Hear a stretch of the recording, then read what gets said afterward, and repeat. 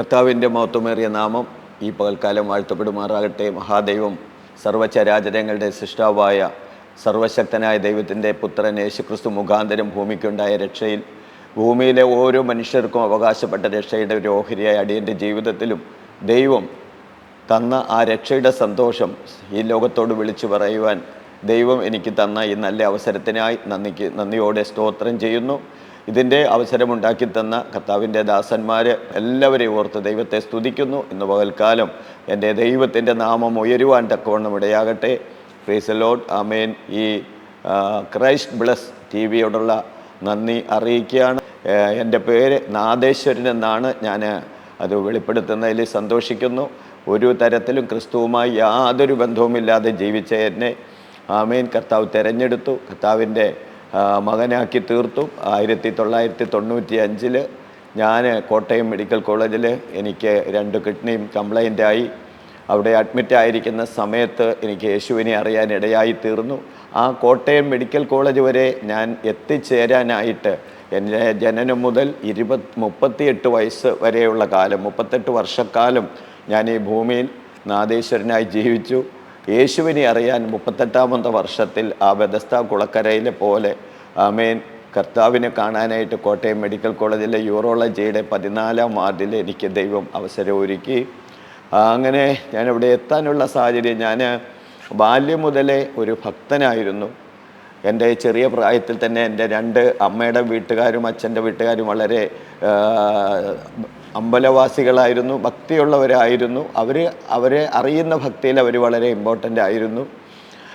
എൻ്റെ അച്ഛൻ്റെ വീട്ടുകാരിൽ അവരുടെ തറവാട്ടുകാരൊക്കെ ഇന്നും ഒരു ക്ഷേത്രത്തിലെ വെളിച്ചപ്പാടുമാരും പിന്നെ തകില് വായിക്കുന്നവരും ഒക്കെയാണ്. അമ്മയുടെ വീട്ടുകാർ, അമ്മയുടെ അച്ഛൻ ഒരു പഞ്ചവാദ്യ വിദഗ്ധനായിരുന്നു. പിന്നെ പഞ്ചവാദ്യം പഠിപ്പിക്കും, ചെണ്ടമേളം പഠിപ്പിക്കും, പഞ്ചവാദ്യത്തിൻ്റെ എല്ലാ ഇൻസ്ട്രുമെൻസും ചെണ്ടയുടെ ഇൻസ്ട്രുമെൻസ് എല്ലാം ഉണ്ടാക്കും. ഒരുപാട് ജോലിക്കാരും ഒക്കെ ആയിട്ട് അങ്ങനെ ഒരു വീട്ടിലാണ് ജനിച്ചത്. വീട്ടിൽ എഴുത്താശാനായിരുന്നു. അപ്പൂപ്പനും അമ്മൂമ്മയും എഴുത്ത് പഠിപ്പിക്കുന്ന ആൾക്കാരായിരുന്നു.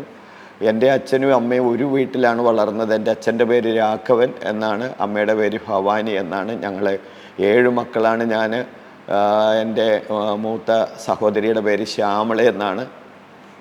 അതിൻ്റെ താഴെ അമൃതവാണി, അതിൻ്റെ താഴെ ഷാജി എന്ന് വിളിക്കും, വിശ്വംഭരൻ എന്നാണ് പേര്. പിന്നെ പാണ്ഡുരംഗൻ, യോഗേശ്വരൻ, ഞാൻ നാദേശ്വരൻ. അങ്ങനെ ഞങ്ങൾ 7 മക്കൾ അച്ഛനും അമ്മയ്ക്കും ജനിച്ചു. എൻ്റെ ചെറിയ പ്രായത്തിൽ ഞങ്ങൾ വളരെ ദാരിദ്ര്യം ആയിരുന്നു. വളരെ ദാരിദ്ര്യം എന്ന് പറഞ്ഞാൽ എൻ്റെ അച്ഛൻ കുറച്ച് അഭിമാനിയായിരുന്നു. ഇന്ത്യൻ നാഷണൽ കോൺഗ്രസിൻ്റെ പ്രസിഡൻ്റ് ആയിരുന്നു അച്ഛൻ. അപ്പം അന്ന് ഞങ്ങൾ പാർക്കുന്ന ദേശത്ത് ആ പാർട്ടിക്ക് വളരെ എതിർപ്പുള്ള കാലം. അന്ന് കോൺഗ്രസ്സൊക്കെ ഭരിക്കുന്ന കാലം തന്നെയാണ്. എൻ്റെ ബാല്യപ്രായത്തിൽ 1965 വരെയുള്ള സമയത്ത് 1958 ഞാൻ ജനിച്ചതാണ്. എനിക്കൊരു 7 വയസ്സ് തുടങ്ങിയാണ് ഞാനിങ്ങനെ ദൈവമായിട്ടുള്ളൊരു ബന്ധത്തിൽ കൂടുതൽ അടുക്കാൻ തുടങ്ങിയത്. അപ്പം ആ കാലത്തൊക്കെ അച്ഛൻ വൈറ്റ് കളറിലെ ഗ്രീൻ ബോർഡറുള്ള കതറ് മുണ്ടെടുത്ത്, അതുപോലെ ജുബ്ബയിട്ട്, തോളിൽ പച്ചക്കരയുള്ള ഷോളിട്ട് വലിയ ആഢ്യത്വത്തോടു കൂടി വെളിയിൽ പോകും. അങ്ങനെ രാഷ്ട്രീയപരമായി കോൺഗ്രസിൻ്റെ നിലനിൽപ്പിന് വേണ്ടി പ്രവർത്തിക്കും. അങ്ങനെ പ്രവർത്തന ശൈലിയിൽ മികവ് കാണിച്ചത് കൊണ്ട്, പിന്നെ പണ്ട് 7ാം ക്ലാസ് വരെ പഠിച്ച ആളായിരുന്നു. പഠനത്തെക്കാൾ ഉപരിയായ അറിവുണ്ടായിരുന്നത് കൊണ്ട് അച്ഛനെ അവിടുത്തെ കോൺഗ്രസിൻ്റെ മണ്ഡലം പ്രസിഡൻ്റാക്കി. അങ്ങനെ പക്ഷേ ഞങ്ങളുടെ ജീവിതം അത് ദുരിതത്തിലാക്കി. ഞങ്ങളുടെ വീടിൻ്റെ പരിസരത്തും ഞങ്ങളുടെ ആ ഏരിയയിലെല്ലാം ആ കോൺഗ്രസിനോട് അനുഭവമുള്ളവർ വളരെ കുറവായിരുന്നു. ഉണ്ടായിരുന്നെങ്കിലും കുറച്ച് ധനികരാണ്, അത് കുറച്ച് അകലെയാണ്. പരിസരത്തൊക്കെ സാധുക്കളായവർ മറ്റ് രാഷ്ട്രീയങ്ങളിലൊക്കെ ഉള്ളവരാണ്. പക്ഷേ അച്ഛൻ്റെ രാഷ്ട്രീയം ഞങ്ങളെ വല്ലാതെ പിടിച്ചുലച്ചു. ഒരു നേരത്തെ ആഹാരത്തിന് പോലും ഞങ്ങൾ വളരെ ദാരിദ്ര്യം അനുഭവിച്ചിട്ടുണ്ട്. നല്ല ആഹാരം കഴിക്കാതെ ഒരു ദിവസം ഒരു നേരം മാത്രമായിരുന്നു ഞങ്ങൾ ആഹാരം കഴിക്കുക. എന്നാലും മറ്റൊരു വീട്ടിൽ പോയി ഒന്നും വാങ്ങിക്കാനും കഴിക്കാനും ഒന്നും സമ്മതിക്കില്ല. വളരെ ഗൗരവമായിരുന്നു. പക്ഷേ ഞങ്ങൾ അച്ഛനെ അറിയാതെ അങ്ങനെയുള്ള കാര്യങ്ങളൊക്കെ ചെയ്യുമായിരുന്നു. അറിഞ്ഞാൽ പ്രശ്നം ഉണ്ടാകും. എന്തായാലും വളരെ ഗൗരവമുള്ള, വളരെ കോപിഷ്ഠനായ ഒരാളാണ്. പക്ഷേ പിന്നീട് നമുക്ക് മനസ്സിലായി ഉള്ളിൽ സ്നേഹമുണ്ടെന്ന്. പക്ഷേ അച്ഛനെ ഞങ്ങൾക്കെല്ലാവർക്കും പേടിയായിരുന്നു. അങ്ങനെ ഞാൻ 3ാം സ്റ്റാൻഡേർഡിൽ പഠിക്കുന്ന സമയത്ത് എൻ്റെ അമ്മ മരിച്ചു. അമ്മ മരിച്ചതോടുകൂടി അച്ഛൻ്റെ നിലവാരം വളരെ മോശമായി. അന്ന് അമ്മയ്ക്ക് 43, അച്ഛന് 47 വയസ്സുള്ള സമയമാണ്. അച്ഛനെ വയസ്സ് 47 ഉണ്ടെങ്കിലും കണ്ടാൽ നല്ലൊരു ചെറുപ്പക്കാരൻ, വളരെ ഹൈറ്റും വെയ്റ്റും ഭംഗിയും ഒക്കെയുള്ള ഒരാളായിരുന്നു. പക്ഷേ അച്ഛൻ മറ്റൊരു വിവാഹം കഴിച്ചില്ല. എന്നാലും ആദ്യം ഉണ്ടായിരുന്ന ഒരു ശ്രദ്ധ പോലും ഞങ്ങളോട് കുറഞ്ഞു. അങ്ങനെ ഞങ്ങൾ 7 പേരും, മൂത്ത ചേച്ചിക്ക് ഒരു 18 വയസ്സ്, ഏറ്റവും ഇളയ അനിയനൊരു 4 വയസ്സ്. ആ കാലഘട്ടത്തിലൊക്കെ എല്ലാ വീട്ടിലും നല്ല കറിയും ഭക്ഷണങ്ങളും എല്ലാം ഉണ്ടാക്കുമ്പോൾ അതിൻ്റെ സ്മെല്ലൊക്കെ വരും, ഞങ്ങൾക്ക് കൊതിയാകും. പിന്നെ നല്ല ഭക്ഷണം കഴിക്കുന്നത് ഈ മേടമാസത്തിലെ പൂജ, അതുപോലെ ഉത്സവങ്ങൾ വരുമ്പോഴൊക്കെ അവിടുന്ന് ചെറിയ സദ്യകളൊക്കെ കിട്ടും. അപ്പോഴാണ് പിന്നെയും കുറച്ച് നല്ല ഭക്ഷണമൊക്കെ കഴിക്കുക. അങ്ങനെ ഇരിക്കുമ്പം ഞങ്ങൾ എന്ത് ആഹാരം തന്നില്ലേലും അധികാലത്ത് തന്നെ പഠിക്കാൻ വേണ്ടി എല്ലാവരെയും എഴുന്നേൽപ്പിക്കും. അപ്പം ഞാനും 3ാം ക്ലാസ്സിൽ പഠിക്കുന്ന സമയത്ത് എൻ്റെ പെങ്ങൾ, അവൾ 10ൽ പഠിക്കുകയാണ്, ഒരു രമണി എന്ന പേര്. അപ്പം ആ പെങ്ങൾ 10ൽ പഠിക്കുന്ന സമയത്ത് അവളുടെ കയ്യിലൊരു റേഡിയോ ഉണ്ടായിരുന്നു. അപ്പോൾ അന്നൊക്കെ ഒരു റേഡിയോ ഉണ്ടാകും എന്നൊക്കെ പറഞ്ഞാൽ വലിയ കാര്യമാണ്. അപ്പം ആ റേഡിയോ ഓൺ ചെയ്തു. വെളുപ്പിന് ഇങ്ങനെ പഠിക്കാനായിട്ട് എല്ലാവരും എണീക്കുമ്പോൾ വളരെ സങ്കടപ്പെട്ട്, എണീക്കാനൊന്നും വയ്യ, ആരോഗ്യമൊന്നുമില്ല, ക്ഷീണം, ഒന്നും കഴിക്കാനുമില്ല, എണീറ്റിരുന്നാലും. അപ്പോൾ അതുകൊണ്ട് ഇങ്ങനെ എണീക്കുന്നത് തന്നെ ബുദ്ധിമുട്ടിയാണ്. ഞങ്ങളെല്ലാവരും എണീക്കും. ചെറിയ അനിയനല്ലാത്ത എല്ലാവരും എണീറ്റിരുന്ന് പഠിക്കാൻ തുടങ്ങും. എല്ലാവരെയും പഠിപ്പിക്കാൻ ഭയങ്കര ഉത്സാഹമായിരുന്നു അച്ഛന്. അങ്ങനെ പഠിക്കാൻ തുടങ്ങുന്ന സമയത്ത് ഇങ്ങനെ ക്ഷീണവും സങ്കടമൊക്കെ ഇട്ടിരിക്കുമ്പോൾ പെങ്ങൾ റേഡിയോ ഓൺ ചെയ്യുമ്പോൾ അതിനകത്തുനിന്ന് ഈ തിരമാല അടിക്കുന്ന ശബ്ദം, കാറ്റടിക്കുന്ന ശബ്ദവും ഒക്കെ ആയിട്ട് അതിനകത്തുനിന്ന് ഇങ്ങനെ കേൾക്കാം, കുഞ്ഞുങ്ങളെ, നിങ്ങളെ അവൻ സ്നേഹിക്കുന്നു, അവൻ നിങ്ങളുടെ കണ്ണുനീര് തുടയ്ക്കും എന്നിങ്ങനെ പറയും. അതുപോലെ യേശുവിനെക്കുറിച്ച് ഇങ്ങനെ പറയും. അപ്പോൾ എന്നും ഈ പെങ്ങളിത് കേൾക്കാറുണ്ട്. അപ്പം ഞാനും കേൾക്കും. അത് കേൾക്കുമ്പം എന്തോ ഒരു വല്ലാത്തൊരു സുഖവും ഒരു അറ്റാച്ച്മെൻറ്റും ഒക്കെ തോന്നാറുണ്ട്. എന്നാൽ ഞാനൊരു ദിവസം എൻ്റെ പെങ്ങളോട് ചോദിച്ചു, രമണി, ഇതെന്താ ഇങ്ങനെ കേൾക്കണേ? ആരാണ് ഈ കണ്ണുനീര് തുടയ്ക്കണേ? ആരാ ഈ സ്നേഹിക്കണേ? അവൻ നിങ്ങളുടെ സ്ഥിതി മാറ്റുമെന്നൊക്കെ പറയുന്നല്ലോ. അപ്പോൾ ഇതാരാന്ന് ചോദിച്ചാൽ ആ പെങ്ങൾ എന്നോട് പറഞ്ഞു, അത് നമ്മുടെയല്ല, അത് ക്രിസ്ത്യാനികളുടെയാണ്, അത് അച്ഛനറിയണ്ട, നമുക്ക് കേൾക്കാമെന്ന് പറഞ്ഞു. പിന്നെ ഇടയ്ക്ക് പറഞ്ഞു, പിന്നെ നീ എന്തിനാ അതിൽ അത്ര അധികം ശ്രദ്ധിക്കണേ? അപ്പം ഞാൻ ചോദിച്ചത്, നീ ഓൺ ചെയ്ത് വെച്ച് കേൾക്കല്ലേ? അപ്പോൾ അവൾ പറഞ്ഞു, എനിക്കും പഠിക്കാനിരിക്കുമ്പോൾ ഇത് കേട്ടൊക്കെ കഴിയുമ്പോൾ എനിക്ക് പഠിക്കാനൊരു ഉന്മേഷമൊക്കെ കിട്ടാറുണ്ട്. അങ്ങനെ പറഞ്ഞു. പിന്നെ ഞങ്ങൾ വളർന്നുകൊണ്ടിരിക്കുന്ന സന്ദർഭത്തിൽ പിന്നെയും ഞങ്ങളുടെ വീടിനടുത്തുള്ള ഒരു പള്ളിയിൽ നിന്ന് അധികാലത്ത് തന്നെ യേശുവിൻ്റെ പാട്ട് വരും. എഴുന്നള്ളുന്നു രാജാവ് എഴുന്നള്ളുന്നു, ആ പാട്ട് വരും. അതുപോലെ രാജാക്കന്മാരുടെ രാജാവേ, അങ്ങനെയുള്ള പാട്ടുകളൊക്കെ കേൾക്കുമ്പോൾ ഭയങ്കര ഒരു സന്തോഷം വരും. ഞങ്ങൾ അമ്പലത്തിൽ പോകും. ചെറിയ പ്രായം തൊട്ടേ അച്ഛൻ ഭക്തിയിലൊക്കെ ഇങ്ങനെ ഒരുപാട് ഇമ്പോർട്ടൻസിയാണ്, കാണാതെയൊക്കെ ശ്ലോകങ്ങളൊക്കെ പഠിക്കണമായിരുന്നു. അച്ഛൻ എപ്പോഴും ഒരു ദേവിയെക്കുറിച്ചുള്ളൊരു ശ്ലോകം ചൊല്ലിക്കൊണ്ടേ നടക്കും. അതൊക്കെ ഞങ്ങൾ പഠിക്കണം. അങ്ങനെയൊക്കെ ആയിരുന്നു. ഇന്തര പട്ടിയാണേലും അമ്പലങ്ങളിൽ പോവും. അങ്ങനെ വളർന്നു. ഞാൻ 10ാം ക്ലാസ്സിൽ പഠിച്ചുകൊണ്ടിരിക്കുന്ന സമയത്ത് ഞാൻ ചാവക്കാട് മണത്തല ഗവൺമെൻറ് ഹൈസ്കൂളിലാണ് പഠിച്ചത്, തൃശ്ശൂർ ജില്ലയിലെ. അങ്ങനെ അവിടെ പഠിച്ചുകൊണ്ടിരിക്കുന്ന സമയത്ത് എല്ലാ കുട്ടികളും ഭക്ഷണം കൊണ്ടുവരും. പക്ഷേ എനിക്ക് ഭക്ഷണം ഉണ്ടാവില്ല, ഞാൻ പട്ടിണിയായിരിക്കുന്നത്. അതുപോലെ ഞാൻ 5ാം സ്റ്റാൻഡേർഡിൽ പഠിച്ചുകൊണ്ടിരിക്കുന്ന സമയത്ത് ഞാൻ ആ സ്കൂളിലല്ല, മറ്റൊരു സ്കൂളിലായിരുന്നു. അപ്പം ആ സ്കൂളിൽ ഞാൻ 5ാം സ്റ്റാൻഡേർഡിൽ പഠിക്കുമ്പോഴും, 5ലല്ല 4ാം സ്റ്റാൻഡേർഡിൽ പഠിക്കുമ്പോഴാണ് എനിക്ക് ഡെയിലി ഞാൻ ഭക്ഷണം ഇല്ലാതെ പോകും. എല്ലാ കുട്ടികളും ഉച്ചയ്ക്ക് വീട്ടിൽ പോയി കഴിക്കും. അപ്പോൾ ഞാൻ ഹരയില്ലാതെ ഇങ്ങനെ ക്ലാസ് മുറിയിൽ തന്നെ ഇരിക്കും, വെളിയിലൊന്നും ഓടിക്കളിക്കാനൊന്നും പോകില്ല. അപ്പോൾ ഒരു ദിവസം ഞങ്ങളുടെ ടീച്ചർ ക്ലാസ് മുറിയിൽ നിന്ന് ഇറങ്ങിപ്പോകാതെ ബെല്ലടിച്ച് ഉച്ചയ്ക്ക് എല്ലാവരും പോയിട്ട് അവിടെ തന്നെ ഇരുന്നു. അപ്പം ആ ടീച്ചറിൻ്റെ പേര് തങ്കമ്മ എന്നാണ്. അപ്പോൾ ഈ തങ്കമ്മ ടീച്ചർ എന്നോട് ചോദിച്ച്, ഞാൻ ചോദിച്ചു ടീച്ചർ എന്താ പോകാത്തതെന്ന്. അപ്പം എന്നോട് ചോദിച്ചാൽ നീ എന്താ പോകാത്തതെന്ന്. അപ്പോൾ ഞാൻ പറഞ്ഞു ഒന്നുമില്ല. നീ ഭക്ഷണം കഴിക്കാൻ പോയില്ല? ഞാൻ പറഞ്ഞില്ല. അപ്പോൾ എന്നോട് ചോദിച്ചാൽ എന്താ പോകാത്തത്? അപ്പോൾ ഞാൻ പറഞ്ഞു വീട്ടിൽ പോയാൽ ഭക്ഷണമൊന്നും ഉണ്ടാവാറില്ല, ഉച്ചയ്ക്ക് രാത്രി മാത്രമേ ഞങ്ങൾക്ക് ഭക്ഷണമുള്ളൂ. അപ്പോൾ തങ്കമ്മ സാറെന്നാണ് വിളിക്കുന്നത്. തങ്കമ്മ സാറ് പറഞ്ഞു, എടാ മോനെ, എനിക്ക് ഒരു സുഖമില്ല, അതുകൊണ്ട് ഞാൻ ഭക്ഷണം കഴിക്കേണ്ടെന്ന് വെച്ചു. ഞാൻ കൊണ്ടുവന്ന ഭക്ഷണമുണ്ട്, ഞാൻ നിനക്ക് തരാം. അപ്പോൾ ഞാൻ ആദ്യം വേണ്ടെന്ന് പറഞ്ഞെങ്കിലും ടീച്ചർ നന്നായി നിർബന്ധിച്ച്. അപ്പോൾ ക്ലാസ് റൂമിൻ്റെ ടേബിളിൻ്റെ പുറകിൽ തന്നെ ഒരു ചെറിയൊരു സ്ക്രീൻ പോലെ ഉണ്ട്, അവിടെ ഇരുന്നാണ് ടീച്ചർ കഴിക്കുന്നത്. അപ്പോൾ അങ്ങോട്ട് എന്നെ കൊണ്ടുപോയി എനിക്ക് വാരി തന്നു ഭക്ഷണം. എനിക്ക് ഭയങ്കര ഒരു അത്ഭുതമായി.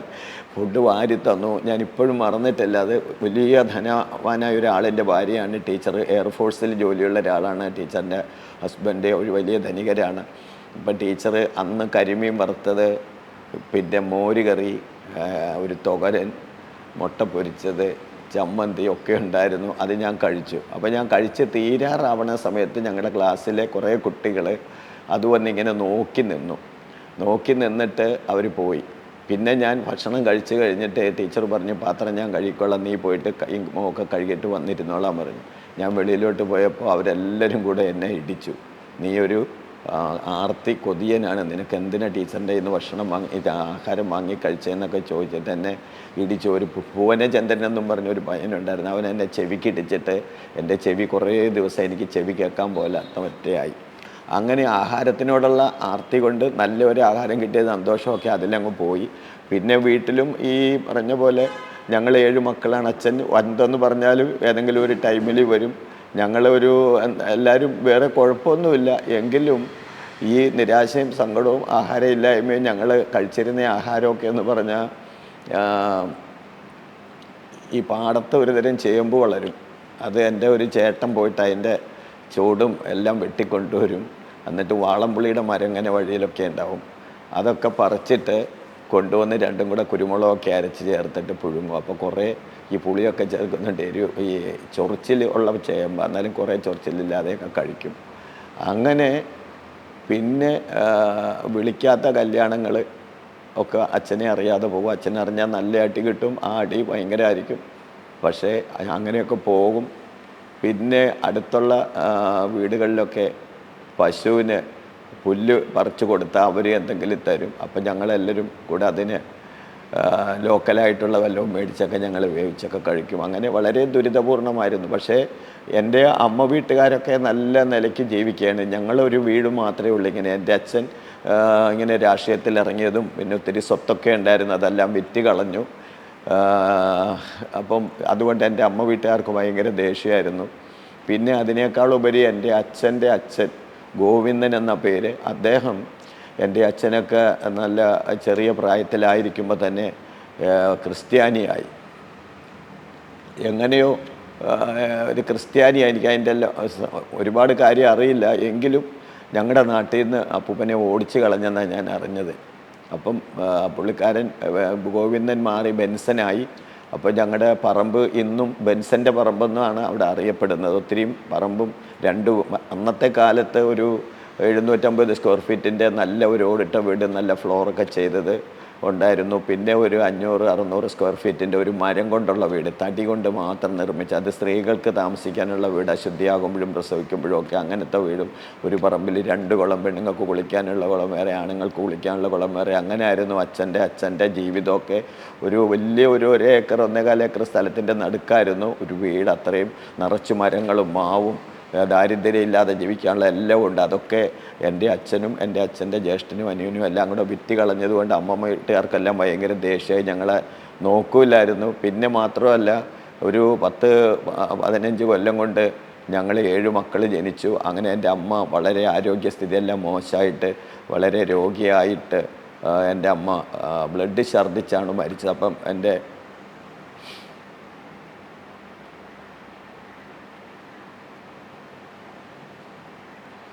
എൻ്റെ അമ്മ വീട്ടുകാർക്ക് ഇത് ഭയങ്കര വൈരാഗ്യമായിരുന്നു. ഞങ്ങളുടെ അച്ഛനെ പൊട്ടൻ രാഘവൻ എന്നായിരുന്നു അവർ പറയുന്നത്.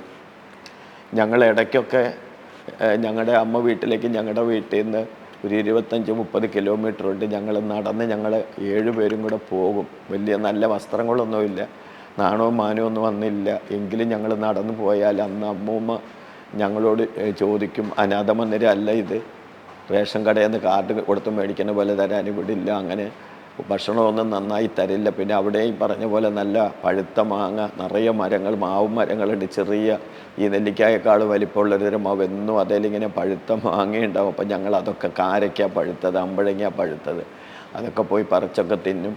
ഞങ്ങൾ വളർന്നു എന്നേ പറയാൻ പറ്റുള്ളൂ. പക്ഷേ സദാചാരം വിട്ടു പോകാതെ ഞങ്ങളെ എല്ലാം പലയിടത്തായിട്ട് ദൈവം സൂക്ഷിച്ചു. അങ്ങനെ ഞങ്ങൾ വളർന്നു. എനിക്ക് പക്ഷേ ചെറിയ പ്രായത്തിലെ ഭക്തിയായി. ഞാൻ പിന്നെ ശാഖയ്ക്ക് പോകുമായിരുന്നു, RSSകാരുടെ കൂടെ ശാഖയ്ക്ക് പോകും. അപ്പോൾ അവർ ഭയങ്കര ഭക്തിയുള്ള ആൾക്കാരാണ്. അവർ ഒരു ദേവി, ദുർഗാദേവീനെയാണ് കൂടുതൽ പൂജിക്കുന്നതും. ശാഖ നടത്തുമ്പോൾ ദുർഗാദേവിയുടെ ഒരു ഫോട്ടോയൊക്കെ, വലിയ ഫോട്ടോ വെച്ച് വിളക്കൊക്കെ കത്തിക്കും. ദൈവഭക്തിയുള്ളവരാണ്. അപ്പം ഞാനും ഭയങ്കര ഭക്തനായിരുന്നു. എനിക്കും ദേവി ഭക്തനായിരുന്നു ഞാൻ. അപ്പം അങ്ങനെ ഞാൻ പോയി ഞാൻ വളർന്നു. എൻ്റെ വളർച്ചയുടെ ഓരോ ഘട്ടത്തിലും ഞാൻ അനേക ക്ഷേത്രങ്ങളിൽ പോയി രക്ഷപ്പെടാൻ വേണ്ടിയിട്ട്. എൻ്റെ ഒരു ചേച്ചി അതിനിടയ്ക്ക് ഞങ്ങളുടെ കൂട്ടത്തിലുണ്ടായിരുന്ന സമയത്ത് തന്നെ ഭയങ്കര ഭക്തിയായിരുന്നു. വീടുകളിലൊക്കെ പോയിട്ട് ഭജന നടത്തും. എല്ലാ ഞായറാഴ്ച ഒരു സൂര്യഭജനയുണ്ട്. എല്ലാവരും കൂടെ മുറ്റത്ത് തുളസിത്തറ നിന്നിട്ട് ആകാശത്തിലേക്ക് നോക്കി സൂര്യദേവ നമസ്തേ എന്ന് ചൊല്ലി ലീഡറായിരുന്നു. അപ്പോൾ അവിടെ ചെറിയ ലഘുഭക്ഷണമൊക്കെ ചേച്ചിക്ക് കിട്ടും. അപ്പോൾ ഞങ്ങളും ഇടയ്ക്കൊക്കെ കൂടെ പോകും. അങ്ങനെ ഒരു ഭക്തി കൂടിയ ചേച്ചി പിന്നിൽ ചേച്ചി സന്യാസിയായി മാറി. കാവ്യ വസ്ത്രം ധരിച്ചു, രുദ്രാക്ഷമാല ഇട്ടു.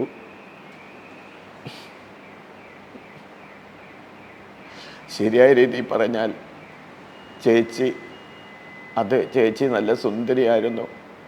നല്ല വൈറ്റ് കളറിൽ ഒരുപാട് മുടി, കാണാൻ ഭംഗിയുള്ള ചേച്ചിയായിരുന്നു. അപ്പം ചേച്ചിയുടെ ജീവിതമൊന്നും അങ്ങനെയൊന്നും ഉണ്ടാവില്ല എന്ന് ചേച്ചിക്ക് മനസ്സിലായതുകൊണ്ട് ചേച്ചി കുഞ്ഞു പ്രായത്തിലെ സന്യാസിയായി. ചെറുപ്പം തൊട്ടേ ഭയങ്കര പ്രാർത്ഥനയും ഭജന നടത്തിക്കലും ഒക്കെ ആയിരുന്നു. അങ്ങനെ ആ ചേച്ചി സന്യാസിയായി.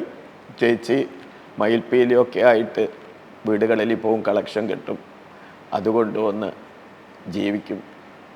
അങ്ങനെ കുറേ കാലങ്ങൾക്ക് ശേഷം ചേച്ചി പൂർണ്ണമായ സന്യാസം സ്വീകരിച്ച് ജഡയൊക്കെ ആയി.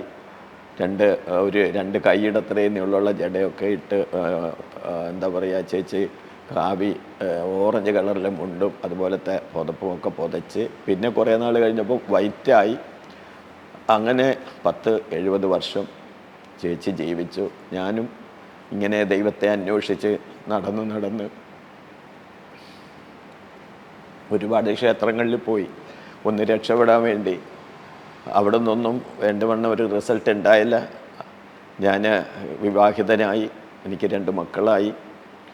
അതൊക്കെ യാന്ത്രികമായിട്ടെല്ലാം നടന്നു. എൻ്റെ വൈഫൊരു ജോത്സ്യൻ്റെ മോളായിരുന്നു. ആ ജോത്സ്യം പക്ഷേ എൻ്റെ വൈഫ് കുഞ്ഞായിരിക്കുമ്പോൾ തന്നെ അമ്മേനെ ഉപേക്ഷിച്ചു. വൈഫിൻ്റെ അമ്മേനെ ഉപേക്ഷിച്ചിട്ട് അദ്ദേഹം പോയി വേറെ വിവാഹം കഴിച്ചു. പ്രശസ്തനായൊരു ജ്യോതിഷക്കാരനായിരുന്നു.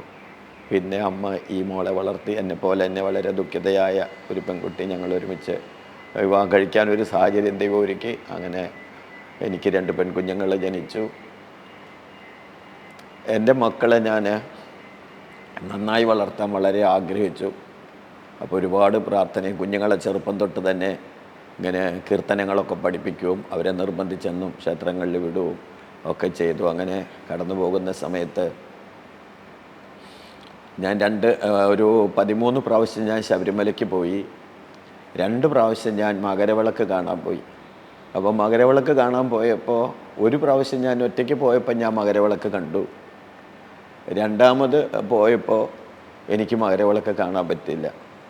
അപ്പം ഈ മകരവിളക്കെന്ന് പറഞ്ഞു കഴിഞ്ഞാൽ വളരെ കഠിനമേറിയ ഒരു പ്രയത്നം തന്നെ വേണം അതിന്. കാരണം ലക്ഷക്കണക്കിന് ആൾക്കാർ ഇങ്ങനെ ഓരോ മലകളുടെ മുകളിൽ, അവിടെ ഇങ്ങനെ നിരപ്പായ സ്ഥലവും നല്ല ഓരോ മലകളാണ്, അതിൻ്റെ മുകളിലാണ് ആൾക്കാർ കയറിയിരിക്കും. ഒരു മലയുടെ മുകളിൽ 50,000-ഉം 25,000-ഉം ഒക്കെ കാണും, തിങ്ങി ഇരിക്കും. അതിനകത്തുനിന്ന് എണീറ്റ് പോകാനൊന്നും പറ്റില്ല. 2 ദിവസമൊക്കെ അവിടെ പോയിട്ട് ആ സ്ഥലം പിടിച്ചിരിക്കും. കാരണം നമ്മൾ നല്ല ഉയരത്തിൽ നല്ല സ്പേസിൽ ഇരുന്നാലേ കാണാൻ പറ്റത്തുള്ളൂ. അതുകൊണ്ട് നേരത്തെ പോയി ബുക്ക് ചെയ്യുന്ന പോലെ അവിടെ പോയിരിക്കും. കാറ്റും വെയിലും മഴ എന്തായാലും അവിടെ എണീറ്റ് പോയാൽ പിന്നെ തിരിച്ച് കയറാൻ പറ്റില്ല. ജനം അത്രയും വരന്നിരിക്കുക. അപ്പോൾ അതുകൊണ്ട് തിരിച്ചൊന്നും വരാൻ പറ്റില്ല. ഈ നോർത്ത് ഇന്ത്യയിൽ നിന്ന് വരുന്ന ആൾക്കാർ അവർ നല്ല ഭക്തന്മാരാണ്. അവർ പക്ഷേ ഭക്ഷണവും അവർക്കുള്ള എല്ലാ ദിനചര്യകളും ചെയ്യാനുള്ള സൗകര്യമൊക്കെ തിരുന്ന് തന്നെ പാര കൊണ്ട് ഒഴിച്ച് അവിടെ തന്നെ കാര്യങ്ങളൊക്കെ നടത്തി അവരൊറ്റക്കെട്ടായിട്ട് കുറേ ആൾക്കാരുണ്ടാവും. നമുക്കതുപോലൊന്നുമില്ല. നമ്മളവരുടെ ഇടയിൽ വലിയ ബുദ്ധിമുട്ട് അനുഭവിച്ച് അങ്ങനെയാണ് മകരവിളക്ക് കാണുന്നത്. അപ്പോൾ 2ാമത്തെ പ്രാവശ്യം പോയപ്പോൾ എൻ്റെ മക്കൾക്ക് 5ഉം 6ഉം വയസ്സായിരുന്നു. അപ്പോൾ ഞാൻ വിചാരിച്ചു എൻ്റെ മക്കളെയും കൂടെ കൊണ്ടുപോയി. ഇനി അവർക്ക് 10-70 വയസ്സായാലല്ലേ പോകാൻ പറ്റത്തുള്ളൂ, പെണ്ണുങ്ങൾക്ക് പോകാൻ പാടില്ല. അപ്പം ഞാൻ അവരെ കൊണ്ടുപോയി. പിള്ളേർക്ക് ഇങ്ങനെ ഞങ്ങൾ 1.5 ദിവസം ഇരുന്നുള്ള ആ സ്ഥലത്ത്. 1.5 ദിവസം ഇരിക്കുമ്പോൾ പിള്ളേരാകെ ടയർഡായി. വെയിലും മോളെ കുടയൊക്കെ പിടിച്ചിട്ടുണ്ട്, എന്നാലും വെയിലും ഒക്കെ ഉണ്ട്. അവർ ക്ഷീണിച്ച്, അവർക്ക് അവിടെ നിന്ന് ഇരിക്കാൻ പറ്റുന്നില്ല. എന്നെ അവർ വല്ലാതെ ബുദ്ധിമുട്ടിച്ചു. അങ്ങനെ മകരവിളക്ക് കാണുന്ന സമയം വരെ ഞാനെല്ലാം സഹിച്ച് 2 പേര് 2 തോളിലേക്ക് കയറ്റി അവരും കണ്ടോട്ടെ എന്ന് വെച്ചിട്ട്. അന്ന് എനിക്കൊരു 70 കിലോ വെയിറ്റാണ്. ഞാൻ വളരെ ആരോഗ്യമുള്ളൊരു സമയമാണ്. അങ്ങനെ 2 പേരെ ഞാൻ തോളെ കയറ്റി മകരവിളക്ക് കാണാൻ വേണ്ടി ഇങ്ങനെ ശ്രദ്ധിച്ച് നിൽക്കും. ആ വിളക്ക് കാണുന്ന സമയത്ത് എൻ്റെ മക്കൾ 2ഉം കൂടെ പ്രശ്നമാക്കി അങ്ങോട്ടും ഇങ്ങോട്ടും പിച്ചും അതൊക്കെ ചെയ്ത് അവർക്കും കാണാൻ പറ്റില്ല, എനിക്കും കാണാൻ പറ്റില്ല. പിന്നെ എനിക്കത് വലിയൊരു നിരാശയായി. ഇത്രയും ഞാൻ കഷ്ടപ്പെട്ട് ഈ കുഞ്ഞുങ്ങളെയും കൊണ്ടുവന്നിട്ട് കാണാൻ പറ്റില്ല. അതൊരു 2 മിനിറ്റ് പോലും ഇല്ല. ഇങ്ങനെ പെട്ടെന്ന് കണ്ടു മറയും.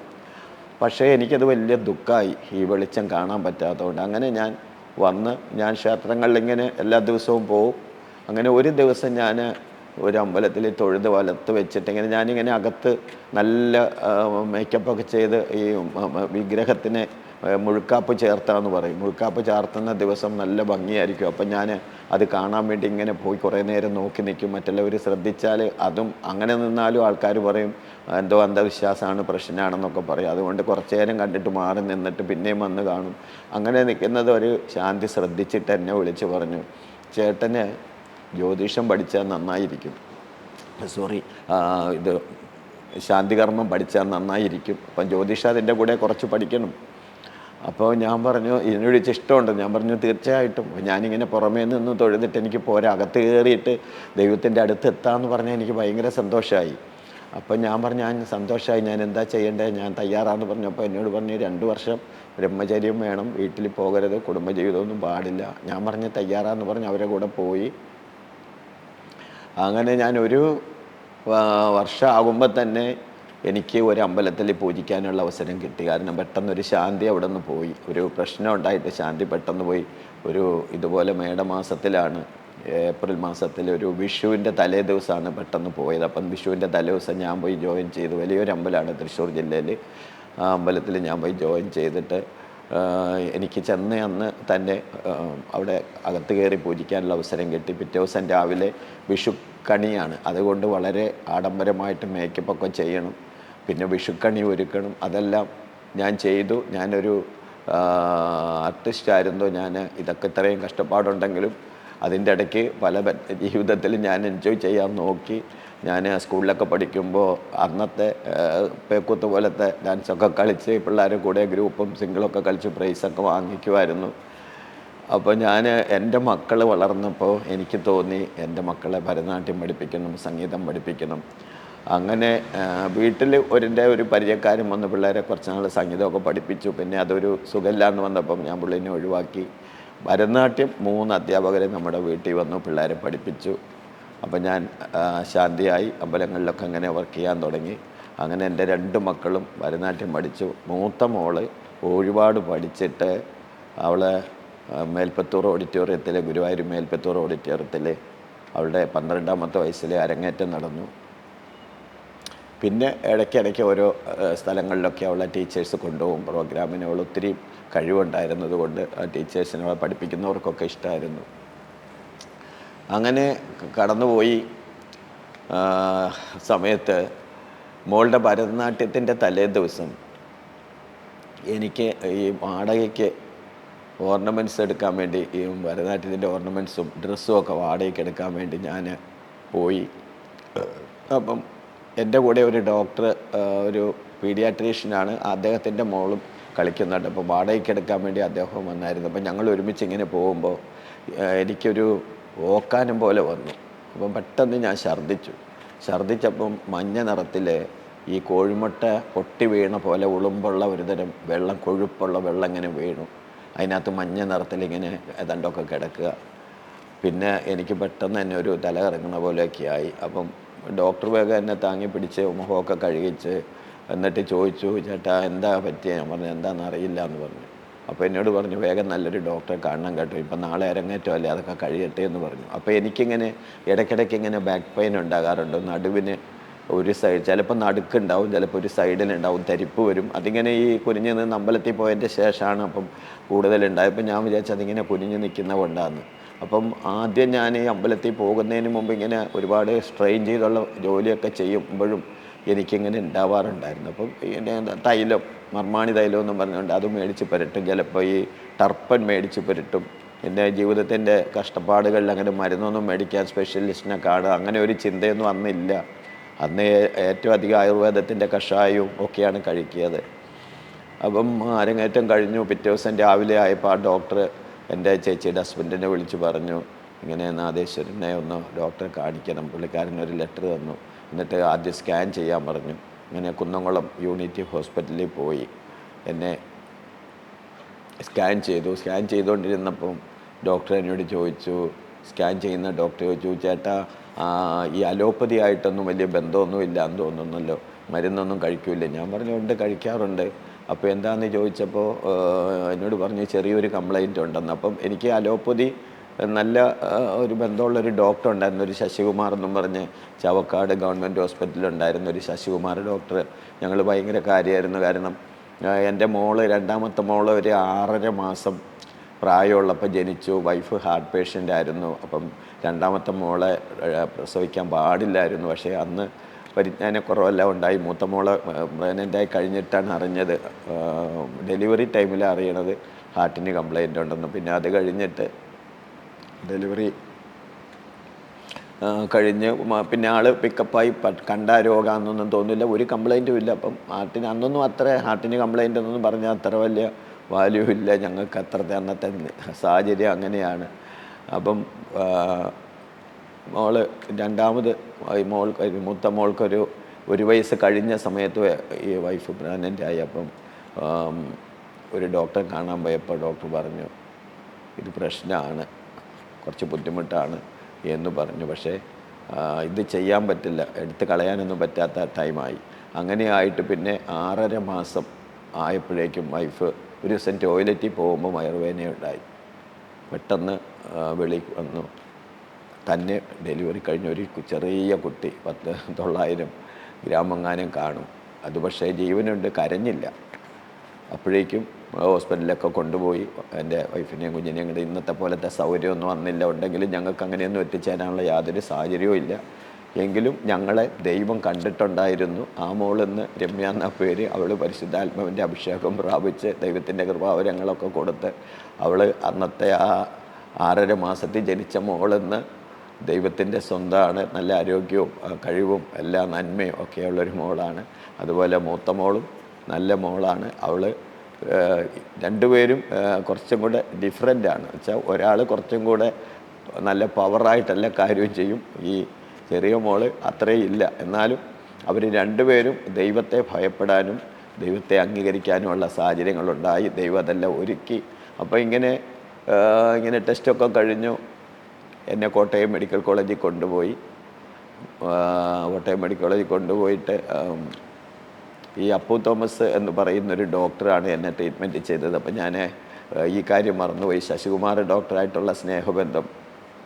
ശശികുമാർ ഡോക്ടർ ഞങ്ങളുടെ കുഞ്ഞിനെ കണ്ടപ്പോഴേക്കും ഡോക്ടറിനൊരു വിഷമം പോലെ. അപ്പം ഡോക്ടർ ഞങ്ങളെ നന്നായി പൈസയൊക്കെ തന്ന് സഹായിക്കുമായിരുന്നു. എപ്പോഴും അസുഖമായിട്ട് 2 മക്കളുമായിട്ട് ഹോസ്പിറ്റലിൽ അഡ്മിറ്റാവും. അപ്പോൾ അത് ഡോക്ടർ നോട്ട് ചെയ്യുന്നുണ്ടായിരുന്നു. അപ്പം ഞങ്ങൾക്ക് ഇടയ്ക്ക് പൈസയൊക്കെ തരും, വളരെ സ്നേഹമൊക്കെയാണ്. അപ്പം പുള്ളിക്കാരൻ ഒരു ദിവസം എന്നോട് പറഞ്ഞു, ഞാൻ അമേരിക്കയ്ക്ക് പഠിക്കാൻ പോവാണ്, അപ്പോൾ ഒരു ഉപരിപഠനത്തിന് പോവുകയാണ്, അതുകൊണ്ട് ഞാൻ വേറെ ഒരു ഡോക്ടറോട് നിങ്ങളുടെ കാര്യമൊക്കെ പറഞ്ഞിട്ടുണ്ടെന്ന് പറഞ്ഞ് പോയി. പിന്നെ അദ്ദേഹം ഉപരിപഠനം കഴിഞ്ഞ് വന്നപ്പോൾ എന്നെ ഞങ്ങളുടെ അടുത്തുനിന്ന് അവിടെ ജോലി ചെയ്യുന്ന ഒരു സിസ്റ്ററോട് പറഞ്ഞു വിട്ടിട്ട് ഞാൻ ചെന്നപ്പോൾ ഞാൻ വിചാരിച്ചു ഞങ്ങൾക്ക് വല്ല ഹെൽപ്പും ചെയ്യാനായിരിക്കുമെന്ന്. അപ്പോൾ എന്നോട് പറഞ്ഞു നാളെ അധികാലത്ത് ഒരു 6 മണിയാകുമ്പോഴേക്കും മോളെയും കൊണ്ട് വരാൻ പറഞ്ഞ്, ചെറിയ മോളെയും കൊണ്ട്. അങ്ങനെ ഞാൻ ചെന്നപ്പോഴേക്ക് ഡോക്ടർ ഒരു തുള്ളി മരുന്ന് അവളുടെ നാവിന്മേൽ എത്തിച്ചു കൊടുത്തു. എന്നിട്ട് എന്നോട് പറഞ്ഞു ഇനി അടുത്ത മാസം ഇതേപോലത്തെ സെയിം ടൈമിൽ ഡേറ്റ് തെറ്റാതെ വരണമെന്ന് പറഞ്ഞു. അങ്ങനെ ഞങ്ങൾ 6 മാസം 6 പ്രാവശ്യം ഈ ഡോക്ടർ ഈ തുള്ളിമരുന്ന് കൊടുത്തപ്പോഴേക്കും അവൾ അന്നേരം ഒരു 1.5 വയസ്സൊക്കെ ആയി. പക്ഷെ വളർച്ചയില്ല, വളരെ ചെറുതായിട്ടിരിക്കുക. നല്ല കഴിക്കും, പക്ഷേ വയറ് മാത്രം വീർക്കും, ശരീരം അങ്ങനെ നേരെ ആവുന്നില്ല. പിന്നെ ഒരു സംസാരമൊന്നുമില്ല, കൈകൊണ്ടിങ്ങനെ ചൂണ്ടിക്കാണിക്കുകയുള്ളൂ, വർത്തമാനമൊന്നും ശരിക്കും പറയില്ല.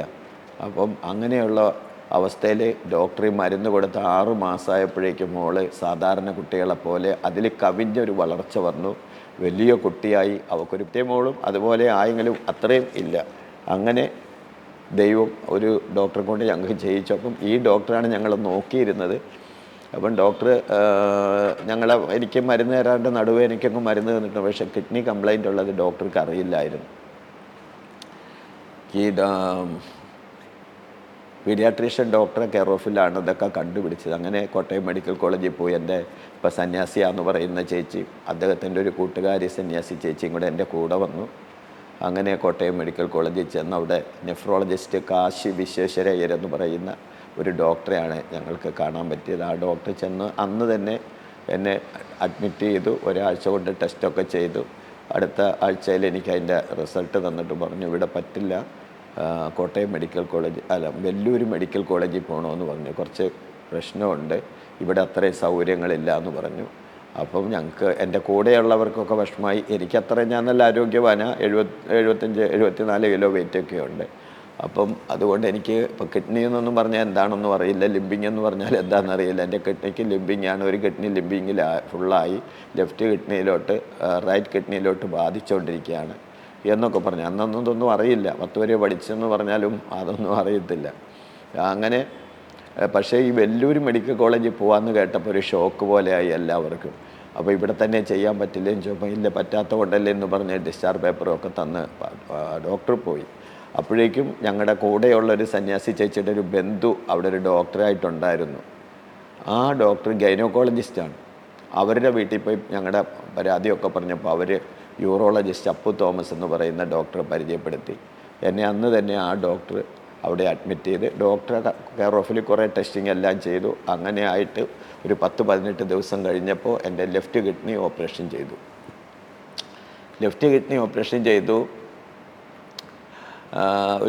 അപ്പം തലേ ദിവസം ഓപ്പറേഷൻ ചെയ്യുന്നതിൻ്റെ ഒരു 3-4 ദിവസം മുമ്പ് പറഞ്ഞു ബ്ലഡ് വേണം, അതിനാരെങ്കിലും കിട്ടുമോ, എൻ്റെ O പോസിറ്റീവ് ബ്ലഡാണ്, അപ്പോൾ അതിനാരെങ്കിലും കിട്ടുമോ എന്ന് ചോദിച്ച്, എന്നിട്ട് എൻ്റെ ബ്ലഡൊക്കെ ടെസ്റ്റ് ചെയ്തിട്ട് എൻ്റെ ബ്ലഡ് ടെസ്റ്റ് ചെയ്തിട്ട് ഡോക്ടർ പറഞ്ഞു എന്നാൽ പിന്നെ ഒരു കാര്യം ചെയ്യാം, ഇനി ബ്ലഡ് വേറെ എടുക്കണ്ട, ഈ ചേട്ടൻ്റെ ബ്ലഡൊക്കെ നല്ല ബ്ലഡാണ്, ഇനിയും ഇതിൽ ഇപ്പോൾ കിഡ്നിക്ക് കംപ്ലൈൻ്റ് എന്ന് വെച്ചിട്ട് ബ്ലഡ് നല്ല ബ്ലഡാണ്, ഇതിൽ ഇനിയും വേറെ ഒരു ബ്ലഡ് കയറണ്ട, അതുകൊണ്ട് ഇത് തന്നെ അത്യാവശ്യം നന്നായിട്ട് ബ്ലഡുണ്ട് ചേട്ടന്, അതുകൊണ്ട് നമുക്കിത് തന്നെ എടുത്ത് ട്രാൻസ്പ്ലാന്റിങ് എന്നും പറഞ്ഞുകൊണ്ട് അത് ചെയ്യാം എന്ന് പറഞ്ഞ് എൻ്റെ ബ്ലഡ് തന്നെ തലേ ദിവസം എടുത്ത് വെച്ചു. അങ്ങനെ ഓപ്പറേഷൻ തിയേറ്ററിൽ കൊണ്ടുപോയി, ഓപ്പറേഷൻ കഴിഞ്ഞ് കൊണ്ടുവന്ന് കിടത്തി. അപ്പോൾ എനിക്ക് വേസ്റ്റ് പോകാനായിട്ട് എൻ്റെ പള്ളക്ക് തുളച്ചൊരു ട്യൂബ് സഞ്ചിയൊക്കെ ആയിട്ട് ഇട്ടിട്ടുണ്ട്, യൂറിൻ പോകേണ്ട ബാഗ് ഇട്ടിട്ടുണ്ട്. അങ്ങനെ കിടന്നു. അപ്പം വെള്ളം കുടിച്ചിട്ട് എഴുതി വയ്ക്കാനുള്ള ബുക്കും ഒക്കെ ഉണ്ട്, എത്ര ലിറ്റർ കൊടുത്തു എന്നും എത്ര ലിറ്റർ മൂത്രം പോയോ എന്നൊക്കെ നോക്കാനുള്ള എല്ലാം എൻ്റെ കൂടെയുള്ളവരെ പറഞ്ഞ് ഏൽപ്പിച്ചു. Praise Lord. അങ്ങനെ ഒരു 4-5 ദിവസമായിട്ട് യൂറിനും വരുന്നില്ല, ആ വേസ്റ്റിൻ്റെ ബാഗിലേക്ക് ഒന്നും വരുന്നില്ല. പക്ഷേ 4-5 ദിവസം വെള്ളം നന്നായി കുടിച്ചു. അന്ന് ഈ തിരക്കുള്ള സമയത്ത് ഒത്തിരിയും രോഗികൾ ഹോസ്പിറ്റലുള്ളതുകൊണ്ട് ഞങ്ങൾ വന്ന് ഇടയ്ക്ക് കാണുമ്പോൾ എൻ്റെ വീട്ടുകാരും പക്ഷേ അറിവില്ലാത്തതുകൊണ്ട് വെള്ളം കുടിച്ചിട്ട് യൂറിൻ പോകുന്നില്ല എന്നൊന്നും ആദ്യമൊന്നും പറഞ്ഞില്ല. 3-4 ദിവസം കഴിഞ്ഞപ്പോൾ പറഞ്ഞു. അപ്പോൾ ഡോക്ടർ വന്ന് നോക്കുമ്പോൾ എൻ്റെ വയറ് വല്ലാതെ വീർത്തിരിക്കുകയാണ്, മാത്രമല്ല എൻ്റെ ചെവിയിലൊക്കെ ഇങ്ങനെ ഒരു ദുർഗന്ധം വരിക, വായ തുറന്നാലും ദുർഗന്ധമൊക്കെ വരിക. അങ്ങനെ ഒരാഴ്ച പോയി, 10-12 ദിവസം കടന്നുപോയി. ഡോക്ടർ പറഞ്ഞു വെള്ളം കൊടുക്കണ്ടെന്ന് പറഞ്ഞു, ഇനി വെള്ളം കൊടുക്കണ്ടെന്ന് പറഞ്ഞു. അത് കഴിഞ്ഞ് ഒരു ദിവസം ഡോക്ടർ വന്ന് എൻ്റെ വീട്ടുകാരോട് പറഞ്ഞു, നാദീശ്വരൻ്റെ മേലൊക്കെ നന്നായിട്ടൊന്ന് തുടച്ചിട്ട് അഴുക്കൊക്കെ മേത്തുനിന്നൊക്കെ തുടച്ച് കളഞ്ഞ് വൃത്തിയാക്കിയിട്ട് കിടത്തണം, ഇന്ന് നമുക്ക് എന്താ ഇങ്ങനെ യൂറിൻ പോകാത്തതെന്നൊന്ന് നോക്കാൻ വേണ്ടിയിട്ടാണെന്ന് പറഞ്ഞപ്പം വീട്ടുകാരങ്ങനെ മേലൊക്കെ ചൂടുവെള്ളം കൊണ്ടൊക്കെ തുടച്ച് തലയും മുഖവും വായും ഒക്കെ തുടച്ചു. അങ്ങനെ എന്നെ കിടത്തിയപ്പം ഡോക്ടർ വന്നു. അപ്പോൾ എനിക്ക് തുണിയൊന്നും എടുക്കാൻ പറ്റില്ല, എന്നെ ഒരു തുണി ഇട്ട് ഇങ്ങനെ മേത്തുകൂടി ഇട്ടിരിക്കുക, അങ്ങനെ പള്ളയൊക്കെ കീറിക്കിടക്കുക. അപ്പം എന്നെ അതേന്ന് തിയേറ്ററിൽ കൊണ്ടുപോകാൻ വേണ്ടി കട്ടിലെന്ന് ഒരു കട്ടിൽ പോലെ തന്നെ ഒരു വണ്ടി അടിയിൽ വീലുണ്ട്, അതെൻ്റെ ആ ഇത്തിരി കട്ടിലിനേക്കാൾ ഇത്തിരി കൂടെ ഉയരമുണ്ട്, അതേലോട്ട് എന്നെ പൊക്കി കിടത്താൻ വേണ്ടിയിട്ട് എന്നെ 3-4 പേരും കൂടെ പിടിച്ചപ്പോഴേക്കും എൻ്റെ ശരീരം ഒലഞ്ഞപ്പോഴേക്ക് ഈ സ്റ്റിച്ചിട്ട അത്രയും ഏരിയ ചെയ്യുന്നത് സ്റ്റിച്ച് പൊട്ടിയിട്ട് ഈ അകത്ത് കിടന്ന യൂറിനും ബ്ലഡും എല്ലാം കൂടെ പുറത്തേക്ക് ചാടി, ഭയങ്കര ദുർഗന്ധമായി. ഈ അകത്ത് കിടന്ന യൂറിനൊക്കെ വീഴുന്നുണ്ടായിരുന്നു, ബ്ലഡ് അകത്ത് ഇതുണ്ടായിരുന്നു വേസ്റ്റ്, പിന്നെ മാത്രമല്ല ഏതോ വെയിനൊക്കെ മുറിഞ്ഞിട്ട് ഇങ്ങനെ ബ്ലഡ് അകത്ത് പാസ് ചെയ്യുന്നുണ്ടായിരുന്നു, ഫീഡ് ചെയ്യുന്നുണ്ടായിരുന്നു. അതെല്ലാം കൂടെ വയറ്റിൽ കെട്ടിക്കിടന്നിട്ട് ഭയങ്കര ദുർഗന്ധവും മണവും ഒക്കെ ആയി, അതെല്ലാം കൂടെ വെളിയിലോട്ട് ചാടി. അങ്ങനെ അവർക്കൊക്കെ വിഷമമായി. എൻ്റെ വീട്ടിലുള്ളവരൊക്കെ, എൻ്റെ പെങ്ങൾ, എൻ്റെ വൈഫിൻ്റെ അമ്മ, എൻ്റെ ജ്യേഷ്ഠനൊക്കെ കരഞ്ഞു. ഞാൻ പിന്നെ കരഞ്ഞില്ല, ഞാനൊരു നിർവികാരം പോലെ ആയിപ്പോയായിരുന്നു. ഒരു ഭയം കയറി എൻ്റെ ഉള്ളിൽ, ഇങ്ങനെ യൂറിനൊന്നും പോകാത്തതിനെ പറ്റി ഇങ്ങനെ സംസാരിക്കുമ്പോൾ എന്നോട് പറയും മൂത്രമൊഴിച്ച് നോക്കടാ, അപ്പോൾ എനിക്ക് കഴിയുന്നില്ല. അപ്പോൾ അതൊക്കെ കൊണ്ട് എൻ്റെ ഉള്ളിലൊരു ചെറിയൊരു ഭയമൊക്കെ കയറിയായിരുന്നു. പിന്നെ ഞാൻ കിടക്കുന്ന വാർഡിലെന്ന് പറഞ്ഞാൽ എപ്പോഴും ആൾക്കാർ മരിച്ചിട്ട് അവിടുന്ന് ഇവിടുന്നും ഒക്കെ കരച്ചിൽ കേൾക്കും. ഇതൊക്കെ ആദ്യമായിട്ടൊരു അനുഭവം ആയതുകൊണ്ട് അതൊക്കെ ഒരു വിഷമമായിരുന്നു അങ്ങനെ കിടക്കുക. അപ്പോൾ എന്നെ പിന്നെ കട്ടിൽ മാറ്റാൻ വേണ്ടി അവർ ഒത്തിരി ബുദ്ധിമുട്ടി കട്ടിൽ എന്നെ മാറ്റി. പക്ഷേ ഈ ഒഴുകിയത് പഴയ കട്ടിലായിരുന്നു. പുതിയ കട്ടിലിൽ എന്നെ പച്ച നിറത്തിലുള്ള ഒരു ഷീറ്റ് വിരിച്ച് അതിൽ തുണിയൊക്കെ വിരിച്ചിട്ട് എന്നെ കിടത്തിയിട്ട് തുണി ഇട്ട് മൂടി എന്നെ തിയേറ്ററിൽ കൊണ്ടുപോയി. അവർ സ്റ്റിച്ച് ഇടാൻ പറ്റുന്നില്ല, പൊട്ടിയെടുത്തൊക്കെ സ്റ്റിച്ച് ഇട്ടിട്ട് അത് മാംസം ഇങ്ങനെ പൊട്ടി പോരുകയാണ്. അല്ലാതെ സ്റ്റിച്ച് മുറുകുമ്പോൾ മാംസം പൊട്ടും. അപ്പോൾ കുറേ നോക്കിയിട്ടും പറ്റാണ്ടായപ്പോൾ തിരിച്ച് എന്തൊക്കെ ചെയ്തിട്ട് എന്നെ കൊണ്ടുവന്ന് കിടത്തി. ആ കിടപ്പ് ഞാൻ 3.5 മാസം അവിടെ കിടന്നു. അങ്ങനെ ഇരിക്കുമ്പോൾ ഞാനവിടെ അഡ്മിറ്റായി, യൂറോളജി വാർഡിൽ അഡ്മിറ്റായ സമയം തൊട്ടിട്ട് അവിടെ നേഴ്സിംഗ് പഠിക്കുന്ന ഒരു പെൺകുട്ടി വന്നിട്ട് എന്നോട് പറയും, അങ്കിളിനെ യേശു സ്നേഹിക്കുന്നു. അപ്പം അവിടെ നേഴ്സിംഗ് പഠിക്കുന്നവരും MBBS പഠിപ്പിക്കുന്നവരെയൊക്കെ ഡോക്ടർമാർ കൊണ്ടുവന്നിട്ട് എന്നെ പരിശോധിക്കുകയോ എന്നോട് ഓരോന്ന് ചോദിക്കുകയും എഴുതുകയോ അവരെന്നെ തിരിച്ചു മറിച്ചുമൊക്കെ നോക്കുകയൊക്കെ ചെയ്തിട്ട് എഴുതിയൊക്കെ പോകും. അങ്ങനെ പോകുമ്പോൾ നേഴ്സിംഗ് പിള്ളേർ പോകുമ്പം അതിലെ ഒരു കുട്ടിയാണ്, എല്ലാവരും പോയി കഴിയുമ്പോൾ അവരുടെ കൂട്ടത്തിൽ നിന്ന് ഓടി പുറകോട്ട് വന്നിട്ട് എൻ്റെ അടുത്ത് വന്നിച്ചും പറയും, അങ്കിളിനെ യേശു സ്നേഹിക്കുന്നു. അപ്പം ഞാൻ അതത്ര വലിയ അങ്കിളിനെ യേശു സ്നേഹിക്കുന്നു എന്ന് പറഞ്ഞപ്പോൾ ഞാൻ അത്ര സീരിയസായി എടുത്തില്ല. പിന്നെ അത് കഴിഞ്ഞ് ഇടയ്ക്കിടയ്ക്ക് വന്നിട്ട് പറയും, അങ്കിളിനെ യേശു സ്നേഹിക്കുന്നു എന്ന്. അപ്പോഴേക്കും എൻ്റെ സ്ഥിതിയൊക്കെ വളരെ മോശമായി. എൻ്റെ ഈ മുതുകൊക്കെ ഇങ്ങനെ മലർന്ന് കിടന്നിട്ട് എൻ്റെ മുതുകൊക്കെ ഒരുതരം കുരുക്കൾ വന്നിട്ട് പൊട്ടി ഭയങ്കര നീറ്റലാണ്. ഈ വയറ്റിൽ നിന്ന് ഒഴുകണ വെള്ളം ഇങ്ങനെ പച്ചവെള്ളം, വളരെ ദുർഗന്ധമുള്ള ഒരു വെള്ളമാണ് ഇങ്ങനെ ഒഴുകണത് വൈറ്റ് കളറിൽ. പിന്നെ പഴുപ്പൊക്കെ തീർന്നു. എൻ്റെ ബ്ലഡ് പ്രഷറൊന്നും ഇല്ല എനിക്ക്. ഞാൻ തളർന്നു. എൻ്റെ ശരീരമൊക്കെ അസ്ഥി പോലെ ആയി. ഈ 71 കിലോയുള്ള ഞാൻ 36 കിലോയായി. ആഹാരമൊന്നും ഞാൻ കഴിക്കുന്നില്ല. അപ്പം ഈ മോള് എൻ്റെ ഈ ഇങ്ങനെ വെള്ളം ഇങ്ങനെ ഒഴുകുന്നത് കൊണ്ട് എനിക്ക് നീറ്റൽ വരുമ്പോൾ ഈ വെള്ളം ഒഴുകാതിരിക്കാൻ വേണ്ടി പിന്നെ ഈ നേഴ്സിംഗ് സ്റ്റുഡൻറ്റ് വന്നപ്പോൾ എൻ്റെ ചേച്ചി പറഞ്ഞു, ഇവന് ഇങ്ങനെ ഭയങ്കര നീറ്റലാണ്, ഇങ്ങനെ ഒഴുകിയിട്ട് കരയാണ്, മുതുകത്തെ തൊലിയൊക്കെ പോയിട്ടുണ്ട്, ഞങ്ങൾക്കൊന്നും ചെയ്യാൻ പറ്റുന്നില്ല. മാത്രമല്ല എൻ്റെ മേലൊക്കെ ഇങ്ങനെ രോമങ്ങളിലെല്ലാം ഒരുതരം 8 കാലി പോലത്തെ കുഞ്ഞു പേന്, കുറേ കാലുള്ളൊരു കുഞ്ഞു പേന് വൈറ്റ് കളറിൽ, അതിങ്ങനെ മേലും മുഴുവൻ കൺപോളയിലും മേത്തും തലയിലും എല്ലാം ഉണ്ട്. ഭയങ്കര കടിയാണ്. പക്ഷെ ഒന്ന് ചൊറുകാനൊന്നും പറ്റില്ല. കാരണം ചൊറുകിയാൽ എനിക്ക് മേലും മുഴുവൻ നീർക്കട്ട, ഭയങ്കര വേദനയായിരിക്കും, നൊമ്പരമാണ്. അങ്ങനെ വല്ലാത്ത ഒരു കണ്ടീഷനിലാണ് ഞാൻ കിടക്കുന്നത്. അപ്പോൾ എൻ്റെ ചേച്ചി പറഞ്ഞു, നേഴ്സിങ്ങിന് ഈ അങ്കിളിനെ യേശു സ്നേഹിക്കുന്നു എന്ന് പറയുന്ന കുട്ടി ഒരു ദിവസം വന്നപ്പോൾ പറഞ്ഞു, ഇങ്ങനെ ഇവൻ വലിയ ബുദ്ധിമുട്ടാണ്, ഇങ്ങനെ മേത്തൊക്കെ ഇതുകൊണ്ട് എൻ്റെ പുറമൊക്കെ പൊളിഞ്ഞ് ഇങ്ങനെ വെള്ളം ഒഴുകിയിട്ട് എന്താ ചെയ്യും എന്ന് ചോദിച്ചപ്പോൾ ആ മോള് വേഗം പോയിട്ട് കുറച്ച് പഞ്ഞി കൊണ്ടുവന്നു. കുറേ പഞ്ഞി, ഒരു 1/2 കിലോ ഉണ്ടാവും. അത് കൊണ്ടുവന്നിട്ട് ഇങ്ങനെ ഒരു 50 ഗ്രാമോളം പിച്ചി എടുത്തിട്ട് എൻ്റെ ഈ ഇങ്ങനെ പൊട്ടിക്കിടക്കുന്നതിൻ്റെ അവിടെ അങ്ങനെ നീളത്തിൽ വെച്ചു. എന്നിട്ട് പറഞ്ഞു, ഈ പഞ്ഞി ഇനിയും ഇങ്ങനെ എന്നെ വെച്ചോളാൻ പറഞ്ഞിട്ട് കൊടുത്തിട്ട് പിന്നെയും പോയിട്ട് കുറച്ച് തിളച്ച വെള്ളം ഒരു കെറ്റിൽ വെള്ളം തിളപ്പിച്ചുകൊണ്ട് വന്നു. ഒരു 2-3 ലിറ്റർ വെള്ളം തിളപ്പിച്ചുകൊണ്ട് വന്നിട്ട് ഞങ്ങളുടെ അടുത്ത് വന്നിട്ട് ഒരു സ്റ്റീലിൻ്റെ കുടിൽ കൊണ്ട് ആ വെള്ളം ഈ പഞ്ഞി കുറച്ചെടുത്തിട്ട് ഈ വെള്ളത്തിൽ മുക്കിയിട്ട് പിഴിഞ്ഞിട്ട് എൻ്റെ വായൊക്കെ തുറക്കാതെ പശ പിടിച്ചു പോയി, ചുണ്ടൊക്കെ വിണ്ട് പൊട്ടി, അതൊക്കെ തുടച്ച് വൃത്തിയാക്കി. അത് കഴിഞ്ഞിട്ട് എൻ്റെ മേലൊക്കെ എൻ്റെ ചേച്ചീനെ ഇങ്ങനെ സ്ക്രീനൊക്കെ വെച്ച് മറച്ചിട്ട് എൻ്റെ മേലൊക്കെ ഇങ്ങനെ ചൂടുവെള്ളം കൊണ്ട് നല്ല ചൂടിൽ ഇങ്ങനെ തുടച്ചപ്പോൾ എനിക്ക് ഭയങ്കര സുഖമായി. ഈ പേനൊക്കെ ചത്തു. ആ തലയിൽ പക്ഷേ അങ്ങനെ ചെയ്യാൻ പറ്റില്ല, കുറച്ച് പറ്റുള്ളൂ. തലയിൽ കടിയുണ്ട്, പക്ഷെ മേലുള്ള ആ പേനും കണ്ണിൻ്റെ മുഖത്തിൻ്റെ ഒക്കെ പേനൊക്കെ ചത്തി. ചൂടുവെള്ളം ഇങ്ങനെ കുറേ നേരം ഇങ്ങനെ പിടിച്ചു. എൻ്റെ എല്ലാം ഒരു അമ്മ ചെയ്യണ പോലെ തുണി മാറ്റിയിട്ട് എൻ്റെ ശരീരത്തിൽ സ്വന്തം അമ്മ ചെയ്യുന്ന പോലെ എല്ലാ ആ കുട്ടിയും എൻ്റെ ചേച്ചിയും കൂടെ ചെയ്തു. അങ്ങനെ അപ്പം എനിക്കൊരു ഭയങ്കര ഒരു ഇഷ്ടം തോന്നി. അപ്പം ഞാൻ പിന്നെ എപ്പോൾ വരുമ്പോഴും ആ മോളോട് പറയും, എനിക്ക് ജീവിക്കണം. ഒരു ദിവസം ഞാൻ ആ മോളോട് ചോദിച്ചു, മോളെ എനിക്ക് ജീവിക്കണം എൻ്റെ മക്കളുടെ കൂടെ. മോള് പറയണ, യേശു എനിക്ക് ജീവൻ തരുമോ എന്ന് ചോദിച്ചപ്പം ആ മോൾ എന്നോട് പറഞ്ഞു, അങ്കിള് ചോദിക്കുന്ന ജീവൻ തന്നെയാണ് ഞാൻ പറയുന്ന യേശു. യേശു എന്ന് പറയുന്നത് ഈ ലോകത്തെ എല്ലാ മനുഷ്യരുടെ ഉള്ളിലുള്ള ജീവനാണ് യഥാർത്ഥ യേശു. ആ യേശു തന്നെയാണ് അങ്കിളിൻ്റെ ഉള്ളിലുള്ളത്. ആ യേശുവിന് പക്ഷേ അങ്കിളിൻ്റെ ഉള്ളിൽ ഇരിക്കാൻ കഴിയുന്നില്ല. കാരണം അങ്കിളിൻ്റെ ഉള്ളിലെ കാര്യങ്ങൾ. അപ്പം യേശുവിനെ ഇങ്ങനെ ഈ കുട്ടി പറഞ്ഞു തുടങ്ങിയപ്പോൾ തന്നെ എല്ലാവരും അടുത്തുള്ളവരൊക്കെ എണീറ്റ് പോയി. അപ്പം ഞാൻ കട്ടിലെ മലർന്ന് കിടക്കുക. എൻ്റെ ചേച്ചി തലക്കിലിരിക്കുന്നുണ്ട്, മേലൊക്കെ തുടയ്ക്കാൻ കൂടുന്ന ചേച്ചി തലക്കിലിരുന്നു. ബാക്കി എല്ലാവരും പോയി. ചേച്ചിക്ക് നല്ല സ്നേഹമാണ് എന്നോട്. അപ്പം ചേച്ചി ഇത് കേട്ടിരുന്നു. എന്നോട് പറഞ്ഞു, അങ്കിളിനെ യേശു സൗഖ്യമാക്കും, അങ്കിള് മക്കളുടെ കൂടെ ജീവിക്കും, യേശുവിനെ പ്രസംഗിക്കും. ഞാൻ പറഞ്ഞത് എനിക്ക് കുറച്ച് നാൾ എൻ്റെ മക്കളുടെ കൂടെ ജീവിക്കാൻ. അപ്പോൾ ആ മോള് പറഞ്ഞില്ല അങ്കിള് മരിക്കില്ല. പക്ഷേ എനിക്ക് അന്നതൊന്നും വിശ്വസിക്കാൻ പറ്റില്ല. എന്നോട് ആ മോള് പറഞ്ഞില്ല അങ്കിള് മരിക്കില്ല, അങ്കിള് മക്കളുടെ കൂടെ ജീവിക്കും, യേശുവിനെ പ്രസംഗിക്കും. അത് ഞാൻ എന്നും അങ്കിളിന് വേണ്ടി പ്രാർത്ഥിക്കുമായിരുന്നു. അങ്കിളിനെ കണ്ടപ്പോൾ തുടങ്ങി അങ്കിളിന് വേണ്ടി പ്രാർത്ഥിക്കാൻ എനിക്കൊരു പ്രേരണയുണ്ടായി.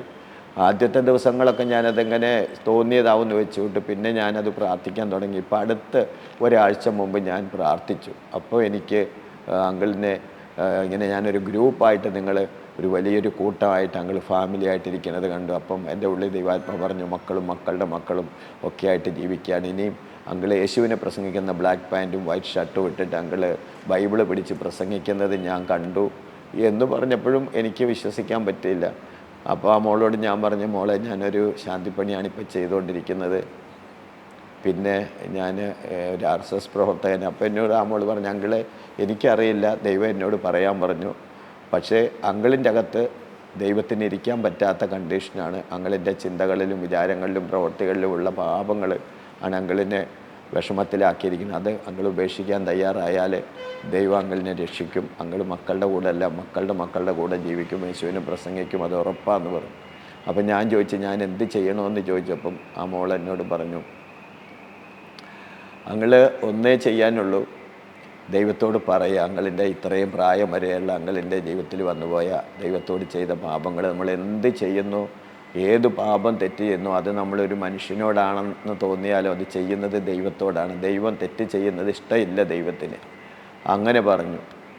അപ്പം ഞാൻ ആ മോളോട് ഇങ്ങനെ എൻ്റെ തെറ്റും പാപമൊക്കെ പറയാൻ വേണ്ടിയിട്ട് കുറച്ച് പറഞ്ഞപ്പോൾ ആ മോള് പറഞ്ഞു, എന്നോട് പറയാനല്ല പറഞ്ഞത്, എന്നോട് പറയേണ്ട, ആരോടും പറയേണ്ട, അങ്ങൾ കണ്ണടച്ചിട്ട് മനസ്സുകൊണ്ട്, വായ കൊണ്ട് പറഞ്ഞ ആൾക്കാർ കേൾക്കും, മനസ്സുകൊണ്ട് യേശുവിനോട് പറയും, യേശുവെ ഞാൻ പാപിയാ, എൻ്റെ പാപത്തിനാണ് യേശു മരിച്ചത്, എനിക്ക് പാപമുണ്ട്, അതെന്തൊക്കെയാണോ അത് അങ്ങൾ ദൈവത്തോട് പറഞ്ഞു എന്ന് പറഞ്ഞു. അപ്പം എന്നോട് പറഞ്ഞു, ഒരു 5 മിനിറ്റ് കണ്ണടക്കി, ഞാൻ പോകില്ല, അവിടെ തന്നെ നിൽക്കാം എന്ന് പറഞ്ഞു. അങ്ങനെ ഞാൻ കണ്ണടച്ച് കിടന്ന് ഇങ്ങനെ പ്രാർത്ഥിച്ചു, യേശുവേ എൻ്റെ പാപം ക്ഷമിക്കണേ എന്ന് പറഞ്ഞു തുടങ്ങിയിട്ട് പിന്നെ എൻ്റെ 38 വയസ്സ് വരെയുള്ള കാര്യങ്ങൾ എൻ്റെ മനസ്സിലിങ്ങനെ സിനിമയിൽ വരുന്ന പോലെ, സീൻ കാണുന്ന പോലെ ഇങ്ങനെ വരാൻ തുടങ്ങി. അതെല്ലാം കണ്ട് അതെല്ലാം അങ്ങനെ ദൈവമേ എന്നോട് പൊറുക്കണേ എന്ന് പറഞ്ഞ് ഞാനിങ്ങനെ കരഞ്ഞു. 5 മിനിറ്റും പോയി 10-20 മിനിറ്റ് വരെ ഞാൻ കണ്ണടച്ചിങ്ങനെ കരഞ്ഞപ്പോൾ ആ മോളെന്നെ കുലുക്കി, മതി അങ്കിളെ, എല്ലാം ദൈവം കണ്ടു, ദൈവം ആ മംഗളിൻ്റെ നല്ല മനസ്സാക്ഷി ദൈവം അംഗീകരിച്ചിട്ടുണ്ട് എന്ന് പറഞ്ഞ് ഞാൻ കണ്ണ് തുറന്നപ്പോൾ ആ മോളെനിക്ക് ദൈവത്തെ, യേശുവിനെ എങ്ങനെ സ്വീകരിക്കണം അതെല്ലാം എന്നെ കൊണ്ട് പറഞ്ഞ് പ്രാർത്ഥിച്ച് ആ മോള് പോയി കഴിഞ്ഞിട്ട് പിന്നെ അപ്പോൾ വൈകിട്ട് ഒരു 6 മണി 6:30 ആയി കാണും. എന്നാലും ഈ പഞ്ഞി ഇങ്ങനെ വയ്ക്കുന്നുണ്ട്. അപ്പം ഈ പഞ്ഞി, ആ മോള് തന്ന പഞ്ഞി കഴിഞ്ഞിട്ട് പിന്നെ നമ്മുടെ നാട്ടിൽ നിന്നൊക്കെ ആൾക്കാർ കളക്ഷൻ എടുത്ത് പൈസയൊക്കെ തന്നിട്ട് പിന്നെ പഞ്ഞി മേടിക്കലാണ്. കാരണം എനിക്ക് മരുന്നെല്ലാം നിന്നു. ഒരു ഇഞ്ചക്ഷൻ എനിക്ക് അന്ന് 95-ൽ 1200 രൂപ വിലയുള്ള ഒരു ഇഞ്ചക്ഷൻ ചെയ്യും ആഴ്ചയിൽ ഒരു ദിവസം. അതിന് എൻ്റെ വീട്ടുകാർ ഓരോ ഇഞ്ചക്ഷൻ ചെയ്യുമ്പോഴും ഒപ്പിട്ട് കൊടുക്കണം, എന്തെങ്കിലും സംഭവിച്ചാൽ ഞങ്ങൾ ഉത്തരവാദിത്വം ആണെന്ന് പറഞ്ഞിട്ട്. അത് അങ്ങനെ കുറേ നാൾ ഇഞ്ചക്ഷൻ ചെയ്തു നോക്കി. പക്ഷേ ആ ഇഞ്ചക്ഷൻ ഇങ്ങനെ ചെയ്യുമ്പോൾ അതൊരു വലിയ ഒരു നീഡിലാണ്, വലിയ ഒരു സിറിഞ്ചൊക്കെയാണ്. അത് കൊണ്ടുവന്ന് എൻ്റെ ഞരമ്പ് വഴി ഇങ്ങനെ ഉപ്പൊക്കെ ഇടിച്ച് കഴിഞ്ഞിട്ട് കുത്തും. അപ്പോൾ ഈ മരുന്നിങ്ങനെ എൻ്റെ ശരീരത്തിലേക്ക് ഇങ്ങനെ കയറി പോകുമ്പോൾ അറിയാൻ പറ്റും, ഇങ്ങനെ തീ കത്തുന്നത് പോലെ. അപ്പോൾ അത്രയും പോകുന്ന ഭാഗം ഇങ്ങനെ വെന്ത് ഇങ്ങനെ മേല് മുഴുവൻ ഇങ്ങനെ കയറി ഫുള്ളും മരുന്ന് ഒരു അരമണിക്കൂറൊക്കെ കൊണ്ട് ആ മരുന്ന് കയറി തീരുന്നത്. അപ്പോഴേക്കും എൻ്റെ ശരീരം അങ്ങനെ വേവണ പോലെ തീയാകും.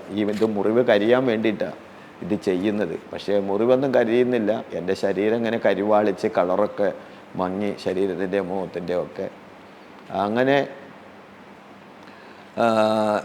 ചെയ്യുന്നുണ്ട്. ഈ പഞ്ഞി ഇങ്ങനെ ആൾക്കാർ പിന്നെ ആ ഇഞ്ചക്ഷൻ ചെയ്തിട്ടും അലയില്ലാത്തതുകൊണ്ട് പിന്നെ മരുന്നെല്ലാം നിർത്തി. പിന്നെ എനിക്ക് ഫെപ്പാനിൽ മെഫ്റ്റോജിൻ എന്നൊക്കെ പറയുന്ന ഈ പാരാസെറ്റമോളത്തെ ഒരു ലോക്കൽ, എനിക്ക് വേദന എന്ന് പറഞ്ഞ് എപ്പോഴും കരയുമ്പോൾ ഡോക്ടർ അതാണ് കൊടുത്തോളാൻ പറഞ്ഞിരിക്കുന്നത്. അപ്പോൾ അല്ല, അതെന്താണെന്നൊന്നും വീട്ടുകാർക്കറിയില്ല. പിന്നീടാണ് അതൊന്നും അത്ര കാര്യമുള്ളതല്ല എന്നറിയണം. മരുന്നെല്ലാം പരാജയപ്പെട്ടു, ആ ഇഞ്ചക്ഷനൊക്കെ ചെയ്തിട്ടൊന്നും ചെയ്തില്ല. അപ്പം എന്നാലും എന്നെ വീട്ടിലേക്ക് കൊണ്ടുപോകാനായിട്ട് ഡോക്ടർ പറഞ്ഞു, വേണമെങ്കിൽ കൊണ്ടുപോക്കും. അപ്പോൾ ഈ സ്റ്റിച്ച് ഇടാതെ അങ്ങനെ കൊണ്ടുപോകും. അപ്പോൾ പലപ്പോഴും സ്റ്റിച്ച് ഇട്ടിട്ട് വിടാൻ നോക്കിയിട്ട് സ്റ്റിച്ച് പൊട്ടിപ്പോണതുകൊണ്ട് അതും ചെയ്യുന്നില്ല. അപ്പോൾ ഈ പഞ്ഞി ആൾക്കാർ കളക്ട് ചെയ്തിട്ട് ഇങ്ങനെ പൈസ തന്നിട്ട് പഞ്ഞ് മേടിച്ച് വെക്കും, ഇങ്ങനെ വയറിൻ്റെ അവിടെ ഇങ്ങനെ വെക്കും. ഒരു 5 മിനിറ്റ് ആകുമ്പോഴേക്കും വെച്ച പഞ്ഞി എടുത്ത് കളഞ്ഞിട്ട് വീണ്ടും വെക്കും. അപ്പം ആ നനവിൻ്റെ ബുദ്ധിമുട്ട് എനിക്ക് എൻ്റെ പുറത്തുനിന്ന് ആ നീറ്റലൊക്കെ മാറി തുടങ്ങി. പക്ഷേ ഇടയ്ക്ക് ഇങ്ങനെ 2 ഇറ്റ് ചെന്നാൽ മതി, അപ്പോഴേക്കും എനിക്ക് നീറ്റൽ വരും. അന്ന് ഈ മോള് വന്നതിൻ്റെ അന്ന് വരെ ഇതുപോലെ പഞ്ഞി വെച്ചുകൊണ്ടിരുന്ന ആ പഞ്ഞി മോള് വന്നു പോയി. രാത്രി ഞങ്ങളെല്ലാവരും, അവരൊക്കെ ഉറങ്ങും, എനിക്ക് ഉറക്കമൊന്നുമില്ല, ഉറങ്ങുമല്ല ഉണർവുമല്ല, എനിക്കൊരു പ്രത്യേക ഒരു മൈൻഡിലാണ് ഞാൻ അങ്ങനെ കിടക്കുന്നത്. അവരുമൊക്കെ ഈ മണമൊക്കെ സഹിച്ചിട്ട് വളരെ ബുദ്ധിമുട്ടാണ്, വേണ്ടുമെന്ന് ആഹാരമൊന്നും കഴിക്കില്ല. പിന്നെ ഞാൻ കിടക്കുന്നത് വാർഡിലല്ല, ഈ മണം ഉള്ളതുകൊണ്ട് വാർഡിൽ നിന്ന് മാറ്റിയിട്ട് ഒരു പ്രൈവറ്റായിട്ട് ഒരു സ്ഥലത്തെ സ്ക്രീൻ മറിച്ചിട്ട് അവിടെയാണ് എന്നെ കിടത്തുന്നത്. വേറെ ആൾക്കാരായിട്ടുള്ള കമ്മ്യൂണിക്കേഷനൊന്നും എൻ്റെ വീട്ടുകാർക്കും കൂടെ നിൽക്കുന്നവർക്കും ഇല്ലായിരുന്നു. വളരെ ദയനീയമായ അവസ്ഥയിലാണ് ആ മോള് പ്രാർത്ഥിച്ചിട്ട് പോയ അന്ന് രാത്രി. എല്ലാവരും എൻ്റെ കൂടെ ഇരിക്കുന്നവർ ഉറങ്ങാതെ ഒരാളിരിക്കും, 2 പേര് ഉറങ്ങും. പക്ഷേ ആ രാത്രി അവരെല്ലാവരും ഉറങ്ങിപ്പോയി, ഞാനും ഉറങ്ങി. എപ്പോഴാണെന്നറിയില്ല, ഞാൻ കിടക്കുന്നിടത്ത് എന്നെ ഇങ്ങനെ നല്ല പുതപ്പിച്ച് കിടത്തിയിരിക്കുകയാണ്. ഇങ്ങനെ ഈ എന്താ കാറ്റിൻ്റെ ഫാനിൻ്റെ ബുദ്ധിമുട്ട് വന്ന് ഞാൻ വിറയ്ക്കും. അപ്പോൾ ഇങ്ങനെ പുതച്ച് കിടക്കുകയാണ്. അപ്പോൾ എൻ്റെ മേത്തിട്ടിരിക്കുന്ന വസ്ത്രത്തിൽ ഞാൻ രാത്രി ഇങ്ങനെ ഉറക്കത്തിൽ കണ്ടു ഒരു വെളിച്ചം അടിച്ചു. ആ മോള് പ്രാർത്ഥിച്ചു പോയതിൻ്റെ അന്ന് വെളിച്ചം അടിച്ചു. പിന്നെ എൻ്റെ ആ മുറിവിൻ്റെ ഭാഗത്തിങ്ങനെ അത്രയും നീളത്തിൽ മാത്രം ഒരു സുഖം പെട്ടെന്ന് വന്നു.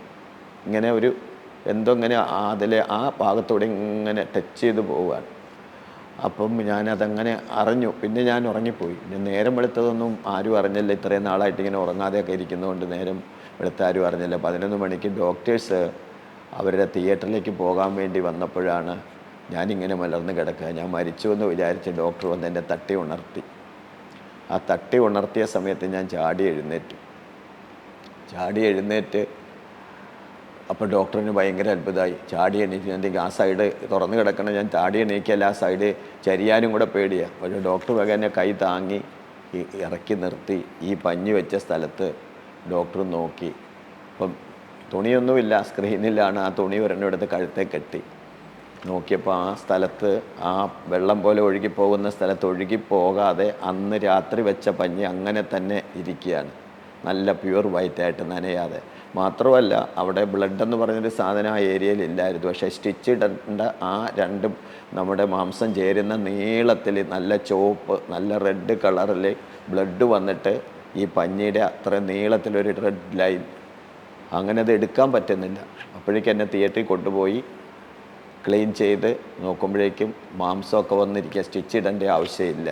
പിന്നെ അവിടെ കുറച്ച് പ്രശ്നങ്ങളൊക്കെ ഉണ്ടായിരുന്നു എൻ്റെ പേരിൽ. എന്നെ ഒരു യൂറിൻ്റെ ട്യൂബ് ഇട്ടിട്ട് അതെടുക്കാൻ പറ്റാതെ ഈ പഠിക്കുന്ന പിള്ളേരിട്ടിട്ടൊരു പ്രശ്നമൊക്കെ ഉണ്ടായിരുന്നത് കൊണ്ട് സ്റ്റിച്ച് ഇടാതെ പോകാൻ പറ്റില്ല എന്ന് പറഞ്ഞപ്പോൾ എനിക്ക് അനസ്തേഷ്യ തരാൻ പറ്റില്ല. ഞാൻ ആരോഗ്യമൊക്കെ പോയി, എന്നാൽ അനസ്തേഷ്യ ഇല്ലാതെ ഡോക്ടേഴ്സ് എല്ലാം കൂടെ എന്നെ സ്റ്റിച്ചിട്ടു. രാത്രി നേരം വെളുത്തപ്പം എന്നെ ഡോക്ടർ പറഞ്ഞു, ഇനി നാദേശ്വരനെ ഒരു ട്രീറ്റ്മെൻറ്റും വേണ്ട, നാദേശ്വരനെ ദൈവം സൗഖ്യമാക്കി. അങ്ങനെ ദൈവം സൗഖ്യമാക്കി സ്റ്റിച്ചിട്ട് ഞാൻ പറഞ്ഞു, അങ്ങനെയാണെങ്കിൽ ഡോക്ടറെ എനിക്ക് വീട്ടിൽ പോകാവോ? അപ്പോൾ എന്നോട് പറഞ്ഞു, ഇപ്പോൾ പോകണ്ട, ഇവിടെ കുറേ ഇതുപോലെ ക്രിറ്റിക്കലായിട്ടുള്ള ആൾക്കാരുണ്ട്, പാവങ്ങളുണ്ട്, അവിടെ പോയിട്ട് നാദീശ്വരൻ പറയണം എന്നെ അങ്ങനെ ദൈവം സൗഖ്യമാക്കി എന്ന്. ഡോക്ടർ പറഞ്ഞത് ഞങ്ങളുടെ അല്ല, ഇതൊരു മിറാക്കിളാണെന്ന് പറഞ്ഞു. അങ്ങനെ നേരം വെളുത്തു. ഞാൻ പറഞ്ഞു എനിക്ക് പോകണമെന്ന് നിർബന്ധിച്ചപ്പോൾ ഞാൻ പറഞ്ഞു പോയിട്ട് വന്ന് എല്ലാവരെയും കണ്ടോളാം, എനിക്കിപ്പോൾ എൻ്റെ മക്കളെ കാണുമെന്നും പറഞ്ഞപ്പോഴേക്ക് ഞാൻ നിർബന്ധിച്ചപ്പോൾ ഒരാഴ്ച കഴിഞ്ഞാൽ വരാമെന്ന് പറഞ്ഞപ്പോൾ ഡോക്ടർ പറഞ്ഞു അങ്ങനെയാണ്, ഒരാഴ്ച കഴിഞ്ഞ് വരണ്ട, 1 മാസം കഴിഞ്ഞ് വന്നാൽ മതിയെന്ന്. പക്ഷേ ദൈവം എന്നെ ആ രാത്രി സൗഖ്യമാക്കി. അങ്ങനെ വന്നു. പിന്നെ കുറച്ച് ഗ്യാപ്പ് വന്നു. ഞാൻ വാർക്കുന്ന ദേശം, ഞാൻ RSS പ്രവർത്തകനായിരുന്നു. അവിടെ എനിക്ക് പെട്ടെന്നൊന്നും പ്രാർത്ഥനയ്ക്കൊന്നും പോകാൻ പറ്റില്ല. പിന്നെ ജീവിതത്തിൻ്റെ ബുദ്ധിമുട്ട് കൊണ്ട് വീണ്ടും ഒന്ന് പൂജിക്കാൻ ഒരു അമ്പലത്തിൽ പോകേണ്ടി വന്നു. അവിടെ വെച്ച് എനിക്ക് വലിയ വിപത്തുകളുണ്ടായി. പിന്നെ വീടിന് തീപിടിച്ചു, ഭയങ്കര പ്രശ്നമുണ്ടായി. പിന്നെ നാടും വീടും ഒക്കെ വിട്ടിട്ട് ദൈവം ഞങ്ങളെ എറണാകുളം ജില്ലയിലേക്ക് കൊണ്ടുവന്നു. ഒന്നും അറിയില്ല അന്നാരും ഒന്നും. അവിടെ വന്നത് ഡീപ്പായി പറയണമെങ്കിൽ ഒത്തിരി കാര്യങ്ങളുണ്ടെങ്കിലും എറണാകുളത്ത് വന്നിട്ടും ആഹാരവും ഇല്ല, ഒന്നുമില്ല, മരുന്നുമില്ല. ഞാൻ മക്കളെയും കൊന്നു, ഭാര്യേനെയും കൊന്ന് മരിക്കാൻ തീരുമാനിച്ചു. ആത്മഹത്യ ചെയ്യാനുള്ള എല്ലാ കാര്യങ്ങളും സെറ്റ് ചെയ്ത് അവരെ അറിയാതെ കറണ്ടിൻ്റെ ചെമ്പുകമ്പി ഒരു ബിൽഡിംഗ് വർക്ക് നടക്കുന്നിടത്ത് നിന്ന് എടുത്തുകൊണ്ട് വന്ന് അത് കയ്യിൽ വെച്ച് രാത്രി എല്ലാവരും ഉറങ്ങുമ്പോൾ അത് അവരെ മേത്തിട്ടിട്ട് മെയിൻ സ്വിച്ച് ഓഫ് ചെയ്തിട്ട് കുത്തണം, മെയിൻ ഓൺ ചെയ്തിട്ട് അവരെ മേത്ത് ഞാനും കൂടെ ചാടി ആത്മഹത്യ ചെയ്യാമെന്ന് തീരുമാനിച്ച രാത്രി അത് നടന്നില്ല. ആ പകല് ഒരു കൽപ്പണിക്കാരന് പണിയില്ലാതെ മഴയത്ത് അതിലൂടെ വന്നു ഓടി ഞങ്ങളുടെ വീട്ടിൽ കയറി. ഭയങ്കര മഴയായിരുന്നു. ആ വീടിൻ്റെ അകത്ത് പുറത്ത് നിന്ന് മഴ കൂടിയിട്ട് അകത്തോട്ട് കയറി.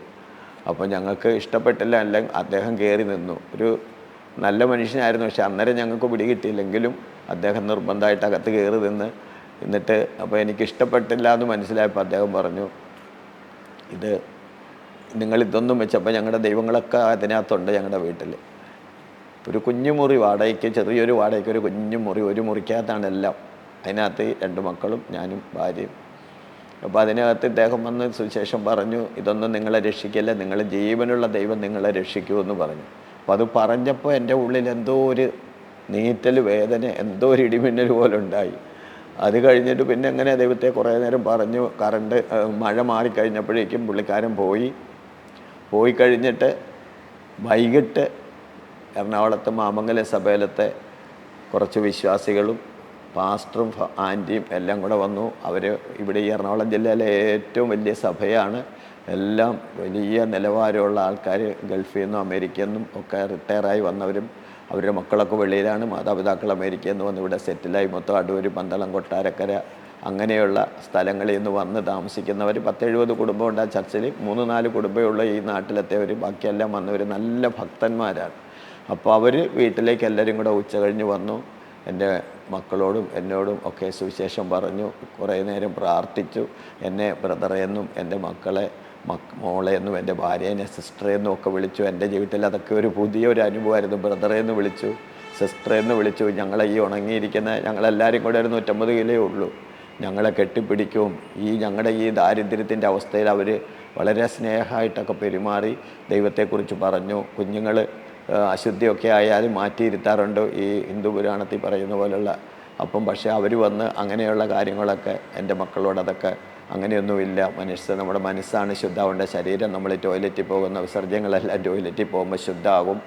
അങ്ങനെയൊക്കെ പറഞ്ഞ് അവരെ ബലപ്പെടുത്തി. അങ്ങനെ എല്ലാവരുടെയും ഉള്ളിലൊരു ചലനം ഉണ്ടായി. എന്നിട്ട് അവർ വെളിയിലിറങ്ങി. അപ്പോൾ ഞങ്ങൾക്ക് ആഹാരമില്ല, ഒന്നുമില്ല, ഞങ്ങൾക്ക് വേവിച്ച് കഴിക്കാൻ തീയുമില്ല, ഒന്നുമില്ല. ഒക്കെ ഒരു തരികിട പോക്കാണത്, പറയാൻ പറ്റില്ല. അതുപോലത്തെ ഒരു ദൈനാവസ്ഥയാണ്. ഒരു മീമിക്കാൻ പോണ ചേച്ചിയാണ് ഇടയ്ക്ക് എന്തെങ്കിലുമൊക്കെ പൊതിഞ്ഞുകൊണ്ട് വന്ന് ചില ദിവസങ്ങളൊക്കെ കഴിക്കുന്നത്. അപ്പോൾ ഇവർ വെളിയിലിറങ്ങിയിട്ട് പിന്നെയും തിരിച്ച് വന്നപ്പോൾ അവരുടെ എല്ലാം കയ്യിൽ കുറേ സഞ്ചികൾ, ഞങ്ങൾക്ക് 1 മാസത്തേക്കുള്ള എല്ലാ സാധനവും, ഒരു വീട്ടിലേക്കുള്ള എല്ലാ സാധനവുമായിട്ടാണ് വന്നത്. അതൊക്കെ തന്നിട്ട് പിന്നെ പിറ്റേ ദിവസം ഞങ്ങൾക്കൊരു മണ്ണെണ്ണ സ്റ്റൗവ്, കുറേ മണ്ണെണ്ണ, പിന്നെ ഞങ്ങൾക്ക് കിടക്കാനുള്ള പായൊന്നുമില്ല. ഈ കട്ടിപ്പേപ്പറേലാണ് കിടന്നുകൊണ്ടിരുന്നത്. ഈ മെഡിക്കൽ ഷോപ്പിൽ നിന്ന് കട്ടിപ്പേപ്പർ മേടിച്ചുകൊണ്ട് വന്നിട്ട് അത് വിരിച്ചായിരുന്നു കിടക്കുന്നത്.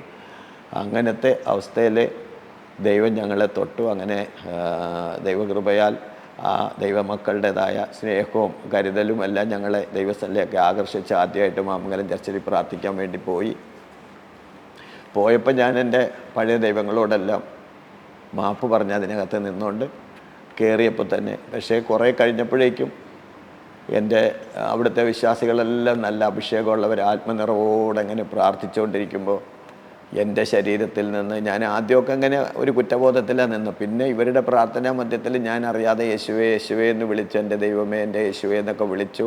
പക്ഷേ എൻ്റെ പഴയ വിശ്വാസവും എല്ലാത്തിലും, ഞങ്ങളുടെ പഴയ വിശ്വാസത്തിൽ യേശുവിനെയും വിളിക്കാം. അങ്ങനെ ഒരു ശ്ലോകമൊക്കെ എനിക്കറിയാമായിരുന്നു. അതെന്നെ പഠിപ്പിച്ച ശാന്തി എന്നെ അമ്പലത്തിൽ 2ാമത് വിടാൻ വേണ്ടി പറഞ്ഞു തന്നത്. അപ്പം ഞാൻ ഇവിടെ വന്നിട്ട് ദൈവമേ നീ എല്ലാം ദൈവമാണല്ലോ, എങ്ങനെ വിളിച്ചാലും നിന്നെ ആണല്ലോ ജനം അംഗീകരിക്കണേ എന്നൊക്കെ പറഞ്ഞുകൊണ്ട് നിൽക്കുമ്പോൾ ഞാൻ അറിയാതെ പിന്നെ യേശുവേ യേശുവേ എന്ന് വിളിക്കാൻ തുടങ്ങി. അവരെല്ലാം ആരാധിക്കുകയാണ്, എന്നെ ആരും ശ്രദ്ധിക്കുന്നില്ല. പക്ഷേ എൻ്റെ മേലിൽ നിന്ന് ഞാൻ കാണുന്നു എന്നെപ്പോലെ തന്നെ ഒരാൾ ഇറങ്ങി ഇങ്ങനെ പോവുക, നടക്കുകയല്ല, ഇങ്ങനെ ഒഴുകി പോകും. ഞാൻ വൈറ്റ് മുണ്ടും വൈറ്റ് ഷർട്ടുമാണ് ഇട്ടിരിക്കുന്നത്.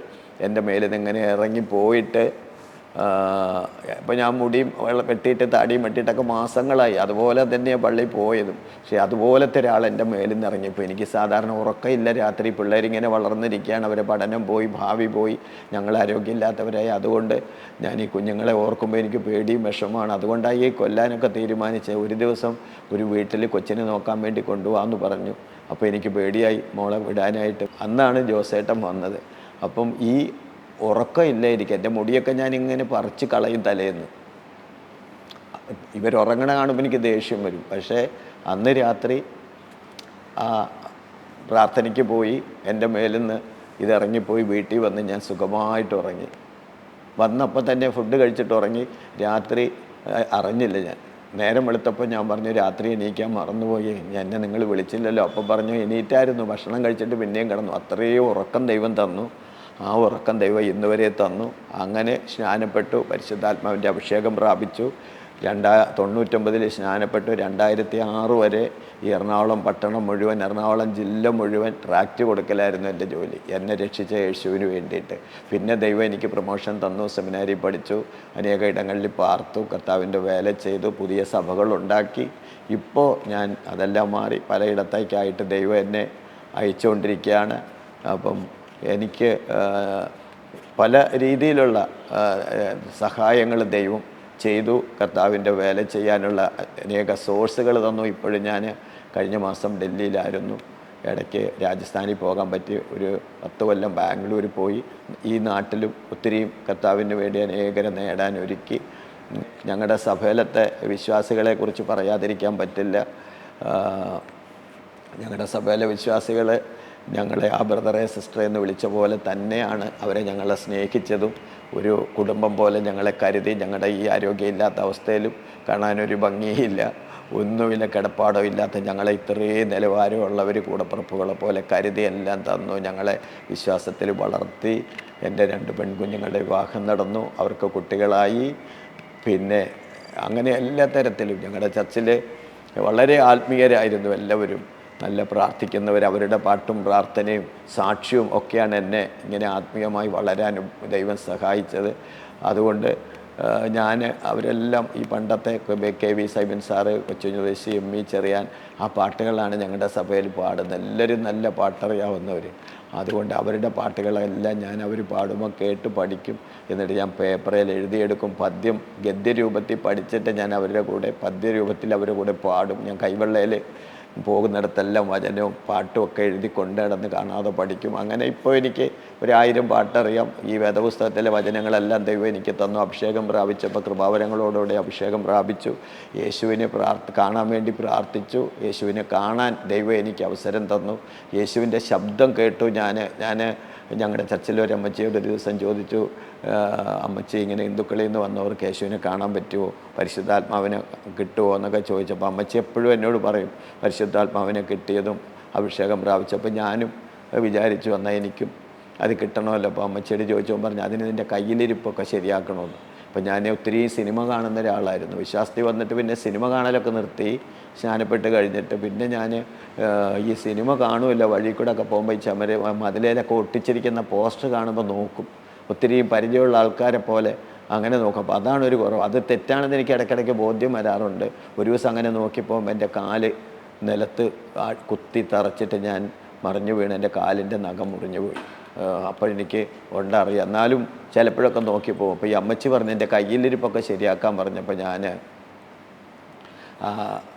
ഈ പോസ്റ്റർ ഒട്ടിക്കുന്ന സ്ഥലത്ത് ചെല്ലുമ്പോൾ കണ്ണടച്ച് നടച്ച് ഒരു ദിവസം ഞാൻ ചർച്ചിലേക്ക് പോയി ഉപവാസം നടക്കുകയാണ്. രാവിലത്തെ സെക്ഷനിൽ കയറി ഉച്ചവരെ പ്രാർത്ഥിച്ചു, വചനം കേട്ടു. ഉച്ച കഴിഞ്ഞ് മധ്യസ്ഥ പ്രാർത്ഥനയ്ക്ക് എല്ലാവരും കൂടെ 10 പേര് റൗണ്ട് ചെയ്തിരുന്ന് എല്ലാവരും പ്രാർത്ഥിക്കുമ്പോൾ ഞാനും പ്രാർത്ഥിച്ചു. ഓരോ വിഷയം പാസ്റ്റർ പറയുമ്പോൾ ഞങ്ങളുടെ കൂടെയായിരുന്നു പാസ്റ്റർ, പൊന്നച്ചൻ പാസ്റ്റർ എന്ന് പറയും, ജോസഫ് സാം.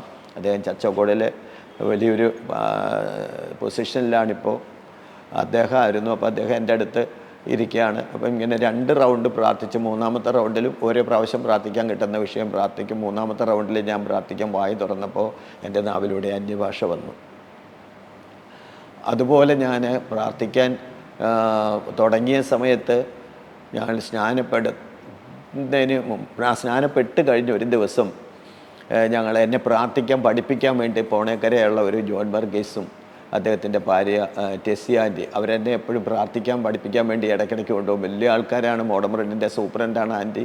സാറ് പിന്നെ നാഫഡിൻ്റെ ജനറൽ മാനേജരാണ്. പക്ഷേ ദൈവത്തിന് വേണ്ടി വളരെ തീഷ്ണതയോടെ നിൽക്കുന്ന ഒരു കുടുംബമാണ്. എന്നെ പ്രാർത്ഥിക്കാൻ പഠിപ്പിക്കുന്ന ഞങ്ങൾ വിശ്വാസത്തിൽ ഉറയ്ക്കാൻ അതിനുവേണ്ടി വളരെ ഞങ്ങളെ സഹായിക്കും.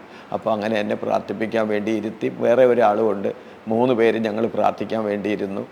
അങ്ങനെ ഞാൻ അന്നേരമൊന്നും പ്രാർത്ഥിക്കില്ല. ഇവരെന്നെ കൊണ്ട് പ്രാർത്ഥിപ്പിക്കാൻ വേണ്ടി ഓരോ പറഞ്ഞ് പ്രാർത്ഥിച്ച് നിർത്തിയിട്ട് എന്നെ തൊണ്ടും അടുത്തൊരു വിഷയവും പറഞ്ഞിട്ട് ഞാൻ മിണ്ടാതിരിക്കും. അപ്പോൾ എന്നെ ഇങ്ങനെ തോണ്ടും. അങ്ങനെ 2-3 പ്രാവശ്യമായിട്ട് ഞാൻ പ്രാർത്ഥിക്കാണ്ടായപ്പം 3-ാമത്തെ തോണ്ടിൽ ഈ ദേവദാസന് നന്നായിട്ടൊന്ന് തോണ്ടി. അപ്പോൾ എനിക്ക് വിഷമമായി. അപ്പം ഞാൻ പെട്ടെന്ന് പറഞ്ഞു, എൻ്റെ കർത്താവേ, എനിക്കറിയില്ലല്ലോ പ്രാർത്ഥിക്കാനെന്ന് നാവ് ഇങ്ങനെ പറഞ്ഞപ്പോൾ തന്നെ എൻ്റെ നാവിലൂടെ അന്ന് അന്യഭാഷ വന്നു. Praise the Lord. പിന്നെ ഞാൻ കൊങ്ങോർപ്പള്ളി എന്ന് പറഞ്ഞ സ്ഥലത്ത് ഒരു തരകൻ പാസ്റ്ററുണ്ട്, ലവ്ലിൻ തരകൻ എന്ന് പറഞ്ഞ ചുവള്ള പാസ്റ്റർ. 40 ഉപവസിക്കുമ്പോൾ ഞാൻ അവിടെ വേറെ വിശ്വാസികളുടെ കൂടെ പോയി.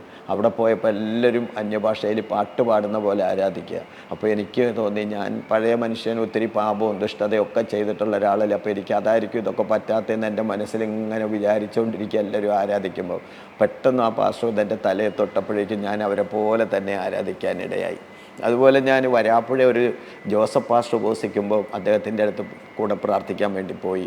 അവിടെ ഇതുപോലെ തന്നെ ഞാൻ ചെന്നിരുന്ന് പ്രാർത്ഥിക്കുമ്പോൾ അവിടുത്തെ വന്ന പാസ്റ്റർ, ഗസ്റ്റ് ഉണ്ടായിരുന്ന എല്ലാവരോടും ആലോചന പറഞ്ഞു, എന്നോട് മാത്രമേ ആലോചന പറഞ്ഞില്ല. അപ്പോൾ ഞാനിങ്ങനെ വിഷമിച്ചിരിക്കുക.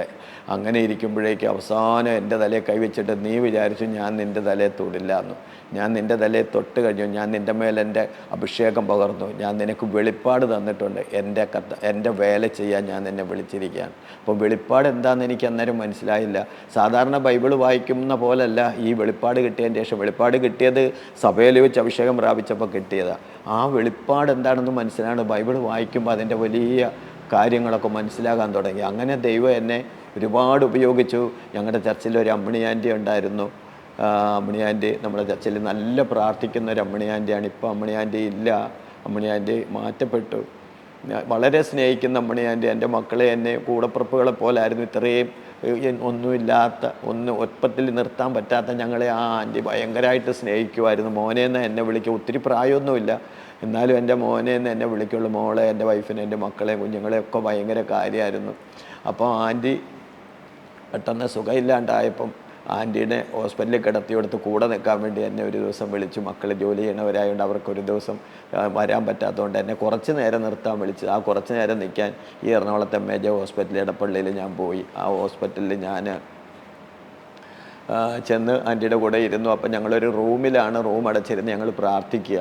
കുറച്ച് നേരം എനിക്ക് ആൻറ്റി ഇങ്ങനെ എപ്പോൾ ചെന്നാലും വചനം പറയും, ദൈവത്തെക്കുറിച്ച് പറയും. അപ്പോൾ ആൻറ്റി ആണെങ്കിലോ, ആൻറ്റി ഒരു പ്രത്യേകതയുള്ള ആൻറ്റീനെ എപ്പോഴും ദൈവാത്മാവ് സംസാരിച്ചുകൊണ്ടിരിക്കും അമ്മിണി ആൻറ്റിയോട്.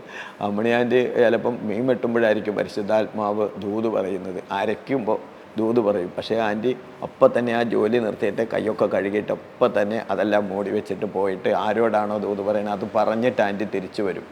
അപ്പം അങ്ങനത്തെ ഭയങ്കര ഭക്തിയാണ്. പിന്നെ ആൻറ്റിയുടെ സ്വഭാവവും പെരുമാറ്റവും അതെല്ലാം കാണുമ്പോൾ നമുക്ക് ഒരു അമ്മയുടെ പോലെ തോന്നും. അപ്പോൾ എൻ്റെ മോളുടെ കല്യാണം ആയപ്പോഴേക്കും ഞാൻ ആൻറ്റീനെ കൊണ്ട് വയ്യാണ്ടിരിക്കുക. ഞാൻ എൻ്റെ മോളെ കൊണ്ട് തീരെ വയ്യ. ആൻറ്റിക്ക് ഞങ്ങളെ മറന്നുപോയി, ചെറിയ ഓർമ്മയേ ഉള്ളൂ. എങ്കിലും ഞാൻ എൻ്റെ മോളെ കൊണ്ടുപോയി ആൻറ്റീനെ കൊണ്ട് എൻ്റെ മോളെ തലയെ കൈവെപ്പിച്ച് അനുഗ്രഹം മേടിച്ചിട്ടാണ് എൻ്റെ മോളുടെ എൻഗേജ്മെൻറ്റിന് ഞാൻ ഒരുക്കി കൊണ്ടുപോയത്. അതുപോലെ ഞങ്ങൾ ഹോസ്പിറ്റലിൽ കിടക്കുമ്പം ഞാനും ആൻറ്റിയും കൂടെ എങ്ങനെ വചനമൊക്കെ പറഞ്ഞു. പിന്നെ എനിക്ക് പോരേണ്ട സമയമായപ്പോൾ ഞാൻ പോരാനൊരുങ്ങിയപ്പോൾ ആൻറ്റി പറഞ്ഞു, നീ ഒരു വാക്ക് പ്രാർത്ഥിച്ചിട്ട് പോടാം. അപ്പോൾ എനിക്കറിയാവുന്ന രീതിയിൽ, അന്ന് വലിയ പ്രാർത്ഥനക്കാരനൊന്നും എനിക്കറിയാവുന്ന രീതിയിൽ അമ്മണി ആൻറ്റീനെ കാത്തോളണേ, സുഖാക്കണേ, വേഗം എന്നൊക്കെ പറഞ്ഞ് ഞാൻ പോന്നു.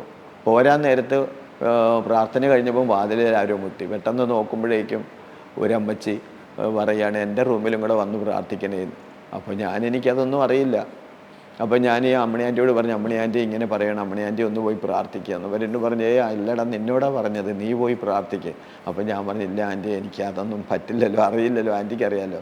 എടാ, ദൈവമാണ് അവരെ നിന്നെ കൊണ്ട് വിളിപ്പിച്ചത്, നിന്നെ വിളിപ്പിച്ചത് അവരെ കൊണ്ട്, ദൈവം വിളിപ്പിച്ചതാണ്. നീ പൊക്കോ, ദൈവത്തിനറിയാം, നിനക്കൊന്നും അറിയില്ല, അവിടെ ചെല്ലുമ്പോൾ അതൊക്കെ ദൈവം തന്നോളൂ, അങ്ങനെയല്ലേ വിശ്വസിക്കേണ്ടത്. അപ്പോൾ എപ്പോഴും വഴക്കൊക്കെ പറയും. അങ്ങനെ ഞാൻ അവിടെ പോയി അവരെ റൂമിൽ ചെന്നപ്പോഴേക്കും അവിടെ ഒരു പട്ടാളക്കാരനാണ്, ഒരു 6 അടി ഉയരവും നല്ല സൈസ് ഒരു മനുഷ്യൻ ഇങ്ങനെ കട്ടിലെ കിടക്കുക. അദ്ദേഹത്തിൻ്റെ അത്രയും വലിപ്പമുള്ള തന്നെ 2 ആൺമക്കളും ഭാര്യയും ഉണ്ട് അതിനകത്ത്.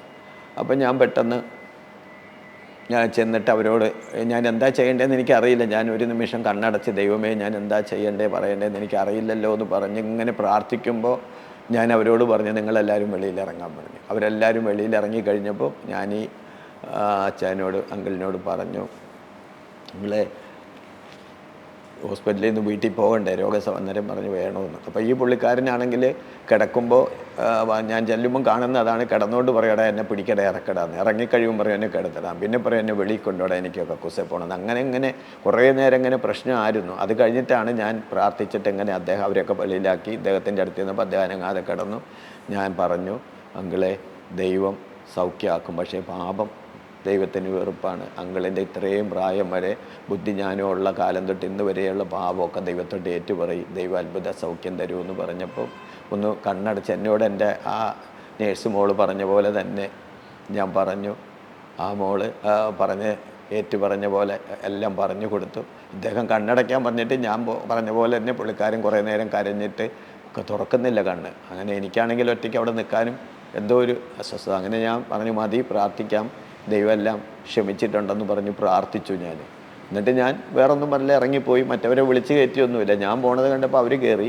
ഞാൻ അമ്മണി ആൻറ്റി എടുത്തിയെന്ന് പറഞ്ഞു പ്രാർത്ഥിച്ച ആൻറ്റി ഞാൻ ഇനി പൊക്കോട്ടെ വെച്ചും പൊക്കോളാൻ പറഞ്ഞു. പക്ഷേ അവർ 2 ദിവസം കഴിഞ്ഞപ്പോൾ ആൻറ്റി ഡിസ്ചാർജായി വന്നിട്ട് പറഞ്ഞു, മോനെ ആ അങ്കിളിന് സൗഖ്യമായിരുന്നു, നീ അവിടം വരെ ചെല്ലാൻ അവർ പറഞ്ഞെന്ന് പറഞ്ഞു. അവർ വീടും അഡ്രസ്സും എല്ലാം എഴുതി പേപ്പറിൽ ആൻറ്റിയുടെ കൊടുത്ത് അത് തന്നു. ഈ അമൃതാനന്ദമയി ഹോസ്പിറ്റലിൻ്റെ അടുത്ത് ഒരു വീട്ടിലാണ്. അവിടെ പോയി ഞാൻ അവരെ കണ്ടു.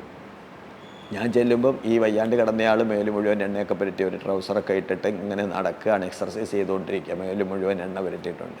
അതുപോലത്തെ 2 ചെറുക്കന്മാർ, വലിയ ചെറുക്കന്മാർ, അവരും ഞാൻ ചെന്നപ്പം വിളിച്ചപ്പോൾ എല്ലാവരും വന്നു. അപ്പം ഞാൻ ചോദിച്ചു എന്താ ഇങ്ങനെ വരാൻ പറഞ്ഞു.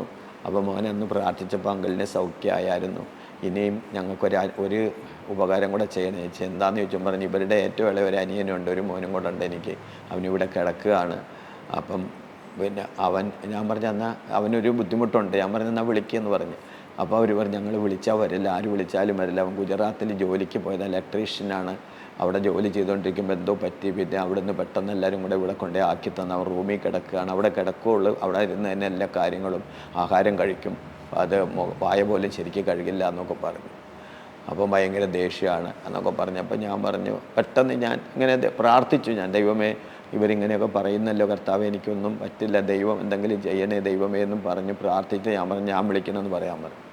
അപ്പോൾ ഇവർ പോയിട്ട് എടാ ഒരു ബ്രദർ വന്നിട്ടുണ്ടെന്ന് പറഞ്ഞ്, ആ ബ്രദർ വന്നിട്ടുണ്ട് നിന്നെ കാണണമെന്ന് പറഞ്ഞപ്പോൾ പുള്ളി ഇറങ്ങി വന്നിട്ട് ഇവരുടെ അടുത്ത് തന്നെ നിന്നു. എൻ്റെ നേരെ വന്ന് നിന്നപ്പോൾ ഞാൻ അങ്ങനെ കണ്ണടച്ച് പ്രാർത്ഥിച്ചു, കർത്താവേ ഞാൻ ഈ മോനോട് എന്താ പറയണ്ടേ, ഞാൻ ഭൂതാണെന്നൊന്നും എനിക്കറിയില്ല. അപ്പം ഞാൻ പെട്ടെന്ന് എൻ്റെ നാവ് ദൈവാത്മാവ് ഉപയോഗിച്ചിട്ട് പറഞ്ഞു, കൈ ഇങ്ങനെ പൊക്കിയിട്ട് പറഞ്ഞു, യേശുവിൻ്റെ നാമത്തിൽ ഇവൻ സൗഖ്യമാകട്ടെ എന്ന് പറഞ്ഞപ്പോൾ തന്നെ ആൾ മറിഞ്ഞു വീണു. എനിക്ക് എൻ്റെ പരിമിതി വെച്ചിട്ട് ദൈവം ഇവിടെ പ്രവർത്തിച്ചപ്പോൾ മറിഞ്ഞു വീഴാൻ പോയപ്പോൾ അവരെല്ലാവരും കൂടെ പിടിച്ച് പിന്നെ കുറേ നേരം ഇങ്ങനെ കിടന്നു കഴിഞ്ഞപ്പോഴേക്ക് കണ്ണ് തുറന്ന് എഴുന്നേറ്റു. അപ്പോഴേക്കും അവർക്കൊക്കെ ഭയങ്കര സന്തോഷം. അപ്പോൾ അവരെന്നോട് പറഞ്ഞു, അവനെ ബ്രദർ കൊണ്ടുപോക്കോ, നിങ്ങളുടെ കൂട്ടത്തിൽ കൂട്ടിക്കോളാൻ പറഞ്ഞു. അപ്പോൾ എനിക്ക് അന്ന് ഒന്നും അതുപോലെയൊന്നും പറയാനും മറുപടിയൊന്നും അറിയില്ല. അപ്പം ഞാൻ എന്ന് പറഞ്ഞിട്ട് ഞാൻ പോന്നു. അപ്പോൾ ഞാൻ ഉപവാസമായിട്ടാണ് പോയത്. അപ്പോൾ സഭയിലെല്ലാവരും അങ്ങനെയാണ് എല്ലായിടത്തും പോണത്. അപ്പം ഞാൻ ഉപവാസമായിട്ട് പോയി, അവിടെ നിന്ന് തിരിച്ചു വന്നു. അത് കഴിഞ്ഞപ്പോഴേക്കും ഞങ്ങളുടെ ഈ നേരത്തെ പറഞ്ഞ ജോൺ വർഗീസ് പാസ്റ്ററും ടെസ്സി ആൻറ്റിയും കൂടെ ഞാൻ അവരോട് പറഞ്ഞു ഇങ്ങനെയൊക്കെ. അവിടെ പോയി ഞാനും പോയി. അപ്പോൾ അവർ ഞങ്ങൾ ചെല്ലുമ്പോഴേക്കും പള്ളിക്കാർ വന്ന് ഞങ്ങൾ ചെന്നൊക്കെ അറിഞ്ഞ് ബ്ലോക്ക് ചെയ്തു. അവനെയും തന്നില്ല, അവരും വന്നില്ല, അങ്ങനെ പോയി. അതുപോലെ ഒരുപാട് ദൈവത്തിൻ്റെ പ്രവൃത്തി കാണാനിടയായി. ഞങ്ങൾ വിശ്വാസത്തിൽ വന്ന സമയത്ത് ഞങ്ങൾ താമസിച്ച വീട്ടിൽ നിന്ന് ഒരു കുശിരി പോലെ കുഞ്ഞു വീടാണ്. അവിടെ നിന്ന് ഞങ്ങളുടെ ചർച്ചിലെ സണ്ണിച്ചായൻ ചെമ്പുമുക്കിൽ, പാലാരിവട്ടം ചെമ്പുമുക്കിൽ നല്ലൊരു വീട് എനിക്കും മക്കൾക്കും താമസിക്കാൻ തന്ന 6 വർഷം ഞങ്ങൾ അവിടെ താമസിച്ചു. അവർ ഞങ്ങൾക്കൊന്നും ആഹാരം പോലും ഉണ്ടാക്കാനുള്ള വഴിയില്ലായിരുന്നു. അവിടെ ചെന്ന് താമസിക്കുമ്പം അവർക്കൊന്നും എല്ലാം അറിയില്ല, എങ്ങനെയാണെന്ന്. ഒത്തിരിയും തിരക്കുള്ള ആൾക്കാർ, എന്നാലും ഇടയ്ക്ക് വല്ലതും തരും. ഒരാഴ്ച ഞങ്ങൾ ഒന്നുമില്ലാണ്ടായിപ്പോയി.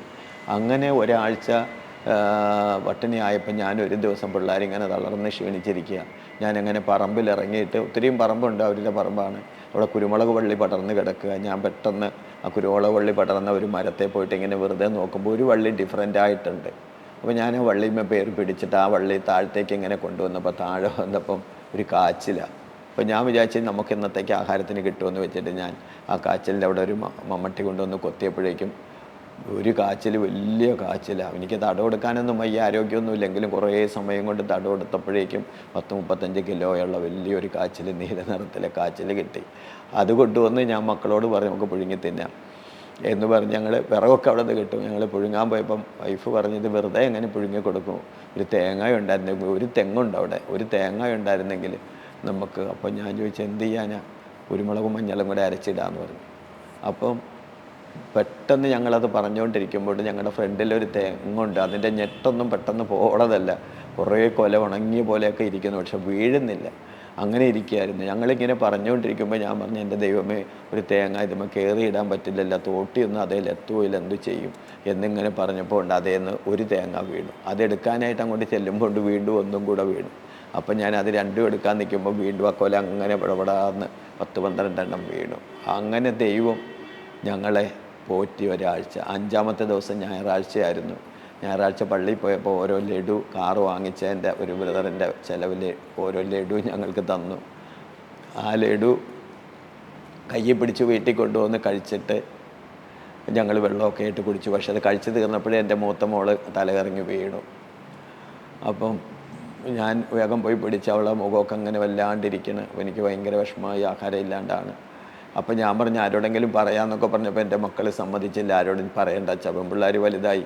അവർ പറഞ്ഞ് അങ്ങനെയൊന്നും വേണ്ട, നമുക്ക് എന്തെങ്കിലും ജോലിക്ക് പോകാമെന്നൊക്കെ പറഞ്ഞ്. അങ്ങനെ ഇരിക്കുമ്പോൾ ഞങ്ങളിങ്ങനെ പറഞ്ഞുകൊണ്ടിരിക്കുമ്പോൾ ഉണ്ട് ഞങ്ങളുടെ ചർച്ചിലെ പുഷ്കരനും സരസമ്മയെന്നും പറഞ്ഞൊരു സിസ്റ്റർ, അവരാണ് എൻ്റെ മക്കളോട് സുവിശേഷം പറഞ്ഞത്. ആദ്യമായിട്ട് ഞങ്ങളുടെ വീട്ടിൽ വന്ന രാത്രി പുഷ്കരൻ ബ്രദറും സരസമ്മ സിസ്റ്ററും അവരാ പറഞ്ഞത് ഇങ്ങനെ അശുദ്ധിയൊക്കെ ശരീരത്തിനല്ല മനസ്സിനാണ് വേണ്ടത് എന്നൊക്കെ പറഞ്ഞപ്പോൾ ആ സിസ്റ്റർ ഹസ്ബൻഡും കൂടെ ഉണ്ട്. ഞങ്ങളിങ്ങനെ സംസാരിക്കുമ്പോൾ വണ്ടിയായിട്ട് വന്നു, ഞങ്ങളുടെ വാതിക്കൽ നിന്ന്. അവർ സെൽ ടാക്സ് ഓഫീസറും BSNL ജനറൽ മാനേജറുമാണ്, ഹസ്ബൻഡും വൈഫും, വലിയ ആൾക്കാരാണ്.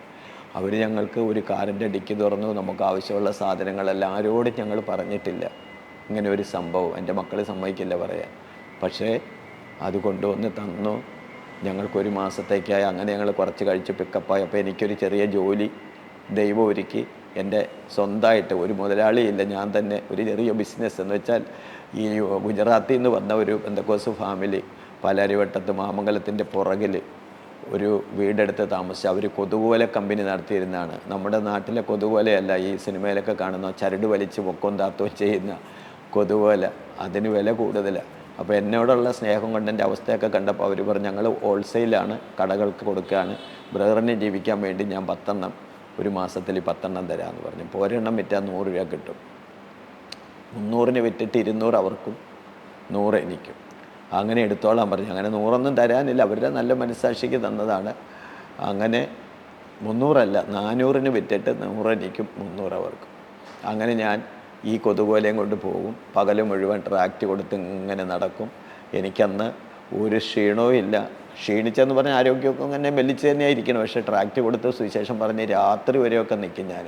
എന്നിട്ട് ഈ കൊതുകുവല എവിടെയെങ്കിലും തൂക്കിയിടും കൊച്ചിയിൽ. അപ്പോൾ എല്ലാം കൊതുക് ശല്യമാണല്ലോ. അപ്പോൾ അപ്പം തന്നെ തൂക്കിയിട്ട 1 മണിക്കൂർ കൊണ്ട് അത് ചിലവാകും. അപ്പോൾ ആ പൈസ എടുത്ത് ഞാൻ നമ്മുടെ വീട്ടിലേക്കുള്ളതെല്ലാം മേടിക്കും. അങ്ങനെ 1 വർഷം പോയപ്പോഴേക്കും ദൈവം എനിക്ക് വേറെ നല്ല ഒരു ജോലി തന്നു. വ്യാപാരി വ്യവസായിയുടെ ഓഫീസിൽ നിന്ന് ബിൽ കളക്ടറായിട്ട് കളക്ഷൻ എടുക്കാൻ പോകാനായിട്ട്. അങ്ങനെ കളക്ഷൻ എടുക്കാൻ പോകും. ആ പോണ വഴിയെല്ലാം ട്രാക്റ്റ് കൊടുക്കും. പോണ വഴിയെല്ലാം ഓരോ കടകളിലും വീടുകളിലും ട്രാക്റ്റ് കൊടുത്താണ് പോണത്. അങ്ങനെ പോകുമ്പോൾ എനിക്ക് പ്രാർത്ഥിക്കണമെന്ന് തോന്നിയാൽ ഞാൻ പോണ വഴിക്ക് ഈ ഉപയോഗമില്ലാതെ വീട് പണിയൊക്കെ കഴിയാതെ ഇട്ടച്ചും പോയ വീടുകളുണ്ട്, നോക്കാതെ കിടക്കുന്ന വീടുകളുടെ അകത്തേക്ക് കയറും. അവിടെ നിന്ന് പ്രാർത്ഥിക്കും. ദൈവത്തോടുള്ള ബന്ധത്തിൽ ഒരു കുറവും വരുത്താൻ എനിക്കിഷ്ടമില്ല. വീട്ടിലും മക്കൾക്കും ഭാര്യയ്ക്കും എനിക്കും ഞങ്ങൾ ചാർട്ടിട്ടിരിക്കുകയാണ് പ്രാർത്ഥിക്കാൻ വേണ്ടിയിട്ട്. എങ്ങനെ പ്രാർത്ഥിക്കും, ഇന്ന സമയം മുതൽ ഇന്ന സമയം വരെ രശ്മി പ്രാർത്ഥിക്കണം, അത് കഴിഞ്ഞ് ഇന്ന സമയം മുതൽ രമ്യ പ്രാർത്ഥിക്കണം, പിന്നെ രാഗിണി പ്രാർത്ഥിക്കണം, പിന്നെ ഞാൻ പ്രാർത്ഥിക്കണം. ഞങ്ങളുടെ ഓരോ ചാർട്ടിട്ട് അങ്ങനെ പ്രാർത്ഥിച്ചു. എല്ലാം ഞങ്ങളുടെ ചർച്ചിലെ വിശ്വാസികളുടെ വിശ്വാസം, അവരുടെ സാക്ഷ്യം. നമ്മുടെ ചർച്ചിൽ ഒരാൾ പെട്ടെന്നൊരു വിഷമം എണീറ്റ് നിന്ന് പറഞ്ഞാൽ, വെളിയിൽ നിന്ന് വന്ന ഒരാളായാലും വേണ്ടിയില്ല, പുതിയൊരാൾ വന്ന് എണീറ്റ് എന്നൊരു വിഷമം പറഞ്ഞാൽ ഞങ്ങളുടെ ചർച്ചിൽ എല്ലാവരും കൂടെ കരയും. ഞാൻ കണ്ടിട്ടുണ്ട് സാക്ഷ്യം കേൾക്കുമ്പോൾ ഞങ്ങളുടെ ചർച്ചിലെ വിശ്വാസികൾ ഇരുന്ന് കരയുന്ന. എല്ലാവരും നല്ല ആത്മീയരായിരുന്നു. അപ്പോൾ അതിനിടയ്ക്കുന്നാണ് ദൈവം എന്നെ ഉയർത്തിക്കൊണ്ട് ഇന്ന് ഞാൻ ലക്ഷക്കണക്കിന് ആൾക്കാരോട് സുവിശേഷം പറഞ്ഞു കഴിഞ്ഞു. ഒരു 16 പേരെ ഞാൻ സ്നാനപ്പെടുത്തി. ഒരു 10,000 ആൾക്കാരെങ്കിലും മിനിമം കർത്താവിന് വേണ്ടി അനേക സഭകളിൽ ഞാൻ വിശ്വാസത്തിൽ കൊണ്ടുവന്നവരുണ്ട്. ചില സ്ഥലത്തൊക്കെ ഞാൻ വർഷങ്ങൾക്ക് ശേഷം മീറ്റിങ്ങിന് ചെല്ലുമ്പോഴോ പ്രവർത്തനങ്ങൾക്ക് ചെല്ലുമ്പോഴോ ഒക്കെ ഓടി വന്നിട്ട് പാസ്റ്റർ ഓർമ്മയുണ്ടോ, പണ്ട് ഞങ്ങളോട് സുവിശേഷം പറഞ്ഞ് നമ്മുടെ വീട്ടിലാണ് ഇപ്പോൾ സഭ നടക്കുന്നത്, എൻ്റെ ഭർത്താവ് പാസ്റ്ററാണ്, ഇങ്ങനെയൊക്കെയുള്ള സാക്ഷ്യങ്ങൾ കൺവെൻഷൻ ഗ്രൗണ്ടിലൊക്കെ ചെല്ലുമ്പോൾ ഞാൻ സുവിശേഷം പറഞ്ഞവരെയൊക്കെ കാണാൻ ദൈവം എനിക്ക് ഭാഗ്യം തന്നു. അതിലെല്ലാം ഉപരി എൻ്റെ ചേച്ചി, സന്യാസിയായിരുന്ന ചേച്ചി, ഈ വരുന്ന ഈ ഏപ്രിൽ 21-ാം തീയതി എൻ്റെ ചേച്ചിയുടെ സ്നാനം ആണ്. 24 കൊല്ലം ഞാൻ എൻ്റെ ചേച്ചിക്ക് വേണ്ടി പ്രാർത്ഥിച്ച് എൻ്റെ ചേച്ചീനെ ദൈവം എനിക്ക് തന്നു, എൻ്റെ കൂടെ വന്നു. ചേച്ചി എൻ്റെ പ്രാർത്ഥന ചേച്ചിക്ക് മനസ്സിലായി, എൻ്റെ ജീവിതവും എൻ്റെ പ്രാർത്ഥനയും കണ്ടപ്പോൾ സത്യം എന്താണെന്ന് നിസ്സാര സമയം കൊണ്ട് ദൈവം വെളിപ്പെടുത്തി. ഇപ്പോൾ കഴിഞ്ഞ ആഴ്ച സ്നാനപ്പെടണമെന്ന് പറഞ്ഞു. ഞാൻ പറഞ്ഞ എന്തിനാ സ്നാനപ്പെടണേ, വല്ലതും അറിയാവോ? എന്താ അറിയാനുള്ളത്? നീ പ്രാർത്ഥിക്കുന്നത് ജീവനുള്ള ദൈവത്തിനെയാണെന്ന് എനിക്ക് മനസ്സിലായി.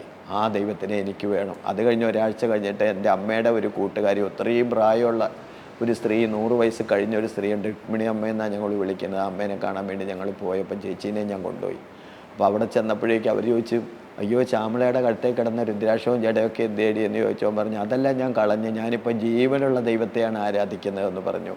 അങ്ങനെ ചേച്ചിയെ ദൈവസല്ലി ദൈവം തന്നു. ഇപ്പോൾ സ്നാനത്തിന് ഒരുങ്ങിക്കൊണ്ടിരിക്കുകയാണ്. അതുപോലെ എൻ്റെ രണ്ടാമത്തെ പെങ്ങൾ, എൻ്റെ തലക്കിലിരുന്ന ചേച്ചി അമൃത്, ആ ചേച്ചി ഇപ്പം പ്രാർത്ഥനയ്ക്ക് പോകുന്നുണ്ട്. ചേച്ചി നല്ല യേശുവിനെ അറിയാനിടയായി തീർന്നു. പിന്നെ എൻ്റെ ചെറിയമ്മയുടെ ഒരു മോള്, അവളുടെ മക്കൾ വിശ്വാസത്തിൽ വന്നു. വേറെ ഒരു ചെറിയമ്മയുടെ മോളും മക്കളും വിശ്വാസത്തിൽ വന്നു.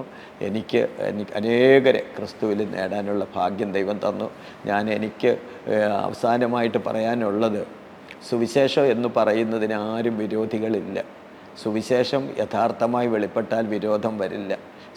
ഈ ലോകത്തെ രക്ഷിക്കാൻ സുവിശേഷത്തിന് മാത്രമേ പറ്റുള്ളൂ. സുവിശേഷം കൊണ്ടല്ലാതെ ലോകം രക്ഷപ്പെടൽ ഇവിടെ രാഷ്ട്രീയപരമായോ അല്ലെങ്കിൽ പട്ടാളോ പോലീസോ ഒന്നും വിചാരിച്ചാലൊന്നും ഈ ലോകത്തെ മനുഷ്യരെ ഒന്നും നേരായ മാർഗത്തിലൂടെ, സന്മാർഗത്തിലൂടെ നടത്താൻ പറ്റില്ല. യേശു പറഞ്ഞു, ഞാൻ വഴിയും സത്യവും ജീവനുമാകുന്നു. യേശുവാണ് വഴി, യേശുവാണ് സത്യം, യേശുവാണ് ജീവൻ. ഈ യേശുവിനെ യഥാർത്ഥമായി വെളിപ്പെടുത്തിയാൽ ആരും ആരെയും തല്ലുകയോ കൊല്ലുകയോ ഇല്ല. Price the Lord. ആർക്കും യേശുവിനെ പറഞ്ഞാൽ, യഥാർത്ഥമായി യേശുവിനെ വെളിപ്പെടുത്തെടുത്ത് ആർക്കും ഉപദ്രവിക്കാൻ കഴിയില്ല. കാരണം യേശുവാണ് ലോകരക്ഷിതാവ്, യേശുവാണ് ഈ പ്രപഞ്ചം മുഴുവൻ സൃഷ്ടിച്ച ദൈവം. ഈ ദൈവത്തെ യഥാർത്ഥമായിട്ട് ആൾക്കാർ വെളിപ്പെടുത്തുന്ന രീതിയിൽ ഒരു മാറ്റം വരണമെന്നാണ് ഞാൻ പറയുന്നത്. ഞാനിപ്പം സുവിശേഷം പറയുമ്പോൾ ഞാൻ പറയുന്നത് മഞ്ഞൾ, ഉലുവ, കടുക്, ജീരകം, പെരിഞ്ജീരകം, ചുക്ക്, കുരുമുളക്, അതുപോലെ ഏലയ്ക്ക, നമ്മുടെ അരി, ഗോതമ്പ്, ഇതെല്ലാം സൃഷ്ടിച്ച ദൈവം. നമ്മൾ ഓടിച്ചെന്ന് ഏതെങ്കിലും കെട്ടിടത്തിലിരിക്കുന്ന ആളെ കണ്ട് 10 രൂപ ഇട്ടിട്ട് ഓടി വരുമ്പോൾ ഇത് മുഴുവൻ സൃഷ്ടിച്ചയാളെല്ലാം ഉണ്ടാകട്ടെ എന്ന് പറഞ്ഞ് കൽപ്പിച്ച് ഉണ്ടാക്കിയിട്ടെല്ലാം കഴിക്കാനുള്ള ജനങ്ങളെ സൃഷ്ടിച്ചത് ഉണ്ടാക്കി കഴിഞ്ഞിട്ട് എല്ലാ രാജ്യങ്ങളിലും എല്ലാ സംസ്ഥാനങ്ങളിലും വിവിധ രീതിയിലുള്ള ഭക്ഷണ പദാർത്ഥങ്ങളെ സൃഷ്ടിച്ച് ഓരോ കാലാവസ്ഥയ്ക്ക് അനുയോജ്യമായ ഭക്ഷണവും വസ്ത്രവും എല്ലാ ജ്ഞാനവും കൊടുത്ത് അതിന് വേണ്ട മനുഷ്യനെ. ഈ ജ്ഞാനം കൊടുത്ത ദൈവം മനുഷ്യന് ജ്ഞാനമില്ലെങ്കിൽ അങ്ങനെ വേവിച്ച് തിന്നും, ഓരോ ചേരുവകൾ ചേർത്ത് എങ്ങനെ ഉണ്ടാക്കി തിന്നും. ഏറ്റവും ലോക്കലായി അവരുടെ ഹൃദയത്തെ തുറക്കാനായിട്ട് അതാണ് ഇങ്ങനെ പറയുന്നത്. മനുഷ്യൻ്റെ ഹൃദയത്തെ തുറക്കാൻ അവർക്ക് ഉണ്ടാക്കി തിന്നുന്ന ഭക്ഷണത്തിൻ്റെ ടേസ്റ്റ്, അതിൻ്റെ ടേസ്റ്റിൽ ഉണ്ടാക്കാൻ ദൈവം കൊടുത്ത ജ്ഞാനം. മനുഷ്യന് സ്വയമേ ജ്ഞാനം ഇല്ല. ദൈവം സൃഷ്ടിച്ചത്, ജ്ഞാനിയായ ദൈവം സൃഷ്ടിച്ചതുകൊണ്ട് ആ ജ്ഞാനത്തിൻ്റെ പാദവാഹകളാണ് അവർ. പിന്നെ കർത്താവിൻ്റെ ദാസൻ അപ്പോസ്തലനായ പൗലോസ് പറയുന്നു, അവനിലല്ലോ നാം ചരിക്കുകയും ഇരിക്കുകയും ജീവിക്കുകയും ചെയ്യുന്നത്. അവനിലല്ലോ നാം ചരിക്കുകയും ജനിക്കുകയും ജീവിക്കുകയും ചെയ്യുന്നത്. ഞാനതെല്ലാം ധ്യാനിച്ച് പ്രാർത്ഥിച്ചപ്പോൾ ദൈവം എനിക്ക് വെളിപ്പെടുത്തി തന്നത്, യേശുക്രിസ്തുവിൽ ഇരുന്നാൽ മാത്രമേ ചരിക്കാനും ഇരിക്കാനും ജീവിക്കാൻ പറ്റുള്ളൂ. യേശു ഉള്ളിലില്ലെങ്കിൽ എത്ര നല്ല ശരീരമായാലും, എത്ര എഡ്യൂക്കേറ്റഡ് ആയാലും, എത്ര ധനവാനായാലും, അകത്ത് യേശു ഇല്ലെങ്കിൽ അദ്ദേഹത്തിന് ഒന്നും ചെയ്യാൻ കഴിയില്ല. ജീവനില്ലാതെ എന്ത് ചെയ്യാൻ പറ്റും? അപ്പം അകത്തിരിക്കുന്ന ജീവൻ ആരാണെന്നുള്ള തിരിച്ചറിവാണ് സുവിശേഷത്തിലൂടെ വെളിപ്പെടുത്തുന്നത്.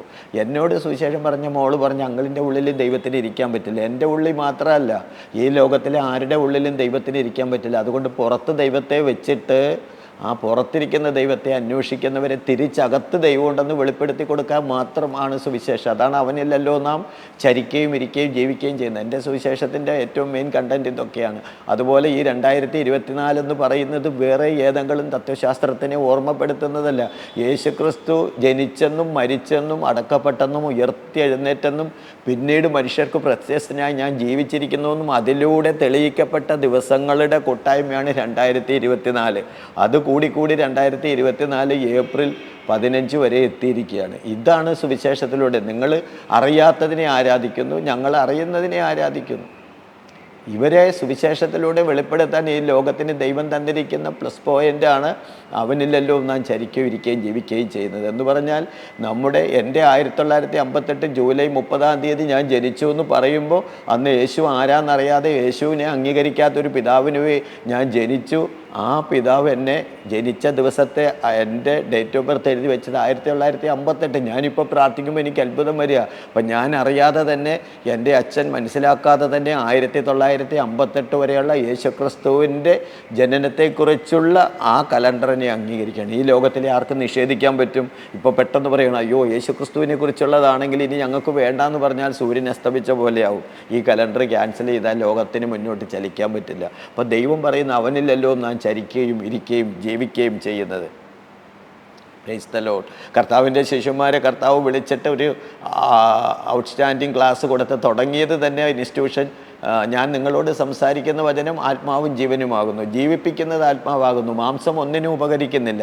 പക്ഷേ മാംസത്തിന് വേണ്ടി പുതിയ വില കൂടിയ ഡ്രസ്സ്, ആഭരണങ്ങൾ, ഭക്ഷണം, ഭാര്യ, ഭർത്താവ്, സ്ഥലം, വീടൊക്കെ മാംസത്തിന് വേണ്ടി ഉണ്ടാക്കുമ്പോൾ ഒരു മനുഷ്യനോട് ദൈവം ചോദിക്കുകയാണ്, മൂടാ ഇന്ന് രാത്രി, ഇങ്ങനെ ഉണ്ടാക്കിയ ആളോട് ചോദിക്കുകയാണ്, മൂടാ ഇന്ന് രാത്രി ഞാൻ നിൻ്റെ പ്രാണനെ ചോദിക്കും.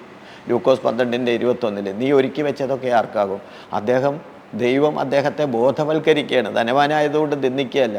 ദൈവവിഷയമായി സമ്പന്നനാകാത്ത ഏവൻ്റെയും ഗതി തന്നെ ദൈവവിഷയമായി സമ്പന്നനാകണം. അപ്പം ദൈവവിഷയത്തിൻ്റെ സമ്പന്നത കൊടുക്കാനായിട്ട് അപ്പോസ്തലനായ പൗലോസ് പ്രാർത്ഥിക്കുകയാണ്. അവനെക്കുറിച്ചുള്ള പരിജ്ഞാനത്തിൽ ജ്ഞാനത്തിൻ്റെയും വെളിപ്പാടിനെ ആത്മാവിനെ പ്രാപിക്കേണ്ടതിന്, നിങ്ങളുടെ ഹൃദയദൃഷ്ടി പ്രകാശിച്ചിട്ട് അവൻ്റെ വിളിയാലുള്ള ആശ എന്നതെന്ന് തിരിച്ചറിയേണ്ടതിന്, അവൻ്റെ ബലത്തിൻ്റെ വല്ലഭത്വത്തിൻ്റെ വ്യാപാരത്തിൽ വിശ്വസിക്കുന്ന നിങ്ങൾക്ക് വേണ്ടി വ്യാപരിക്കുന്നവൻ്റെ ശക്തിയുടെ അളവറ്റ വലിപ്പം ഇന്നതെന്ന് അറിയേണ്ടതിന് ഞാൻ നിങ്ങൾക്ക് വേണ്ടി പ്രാർത്ഥിക്കുന്നു. അപ്പം ദൈവിക സമ്പന്നത, ദൈവവിഷയമായി സമ്പന്നനാകാനാണ് അപ്പോസ്തലന്മാരെ ദൈവം ഉപയോഗിച്ച് ഈ ഭൂമി കാണുന്ന ക്രൈസ്തവ ലോകത്തിൻ്റെ അടിസ്ഥാനം ഇട്ടത്. പക്ഷേ അവരെന്ത് ചെയ്തു?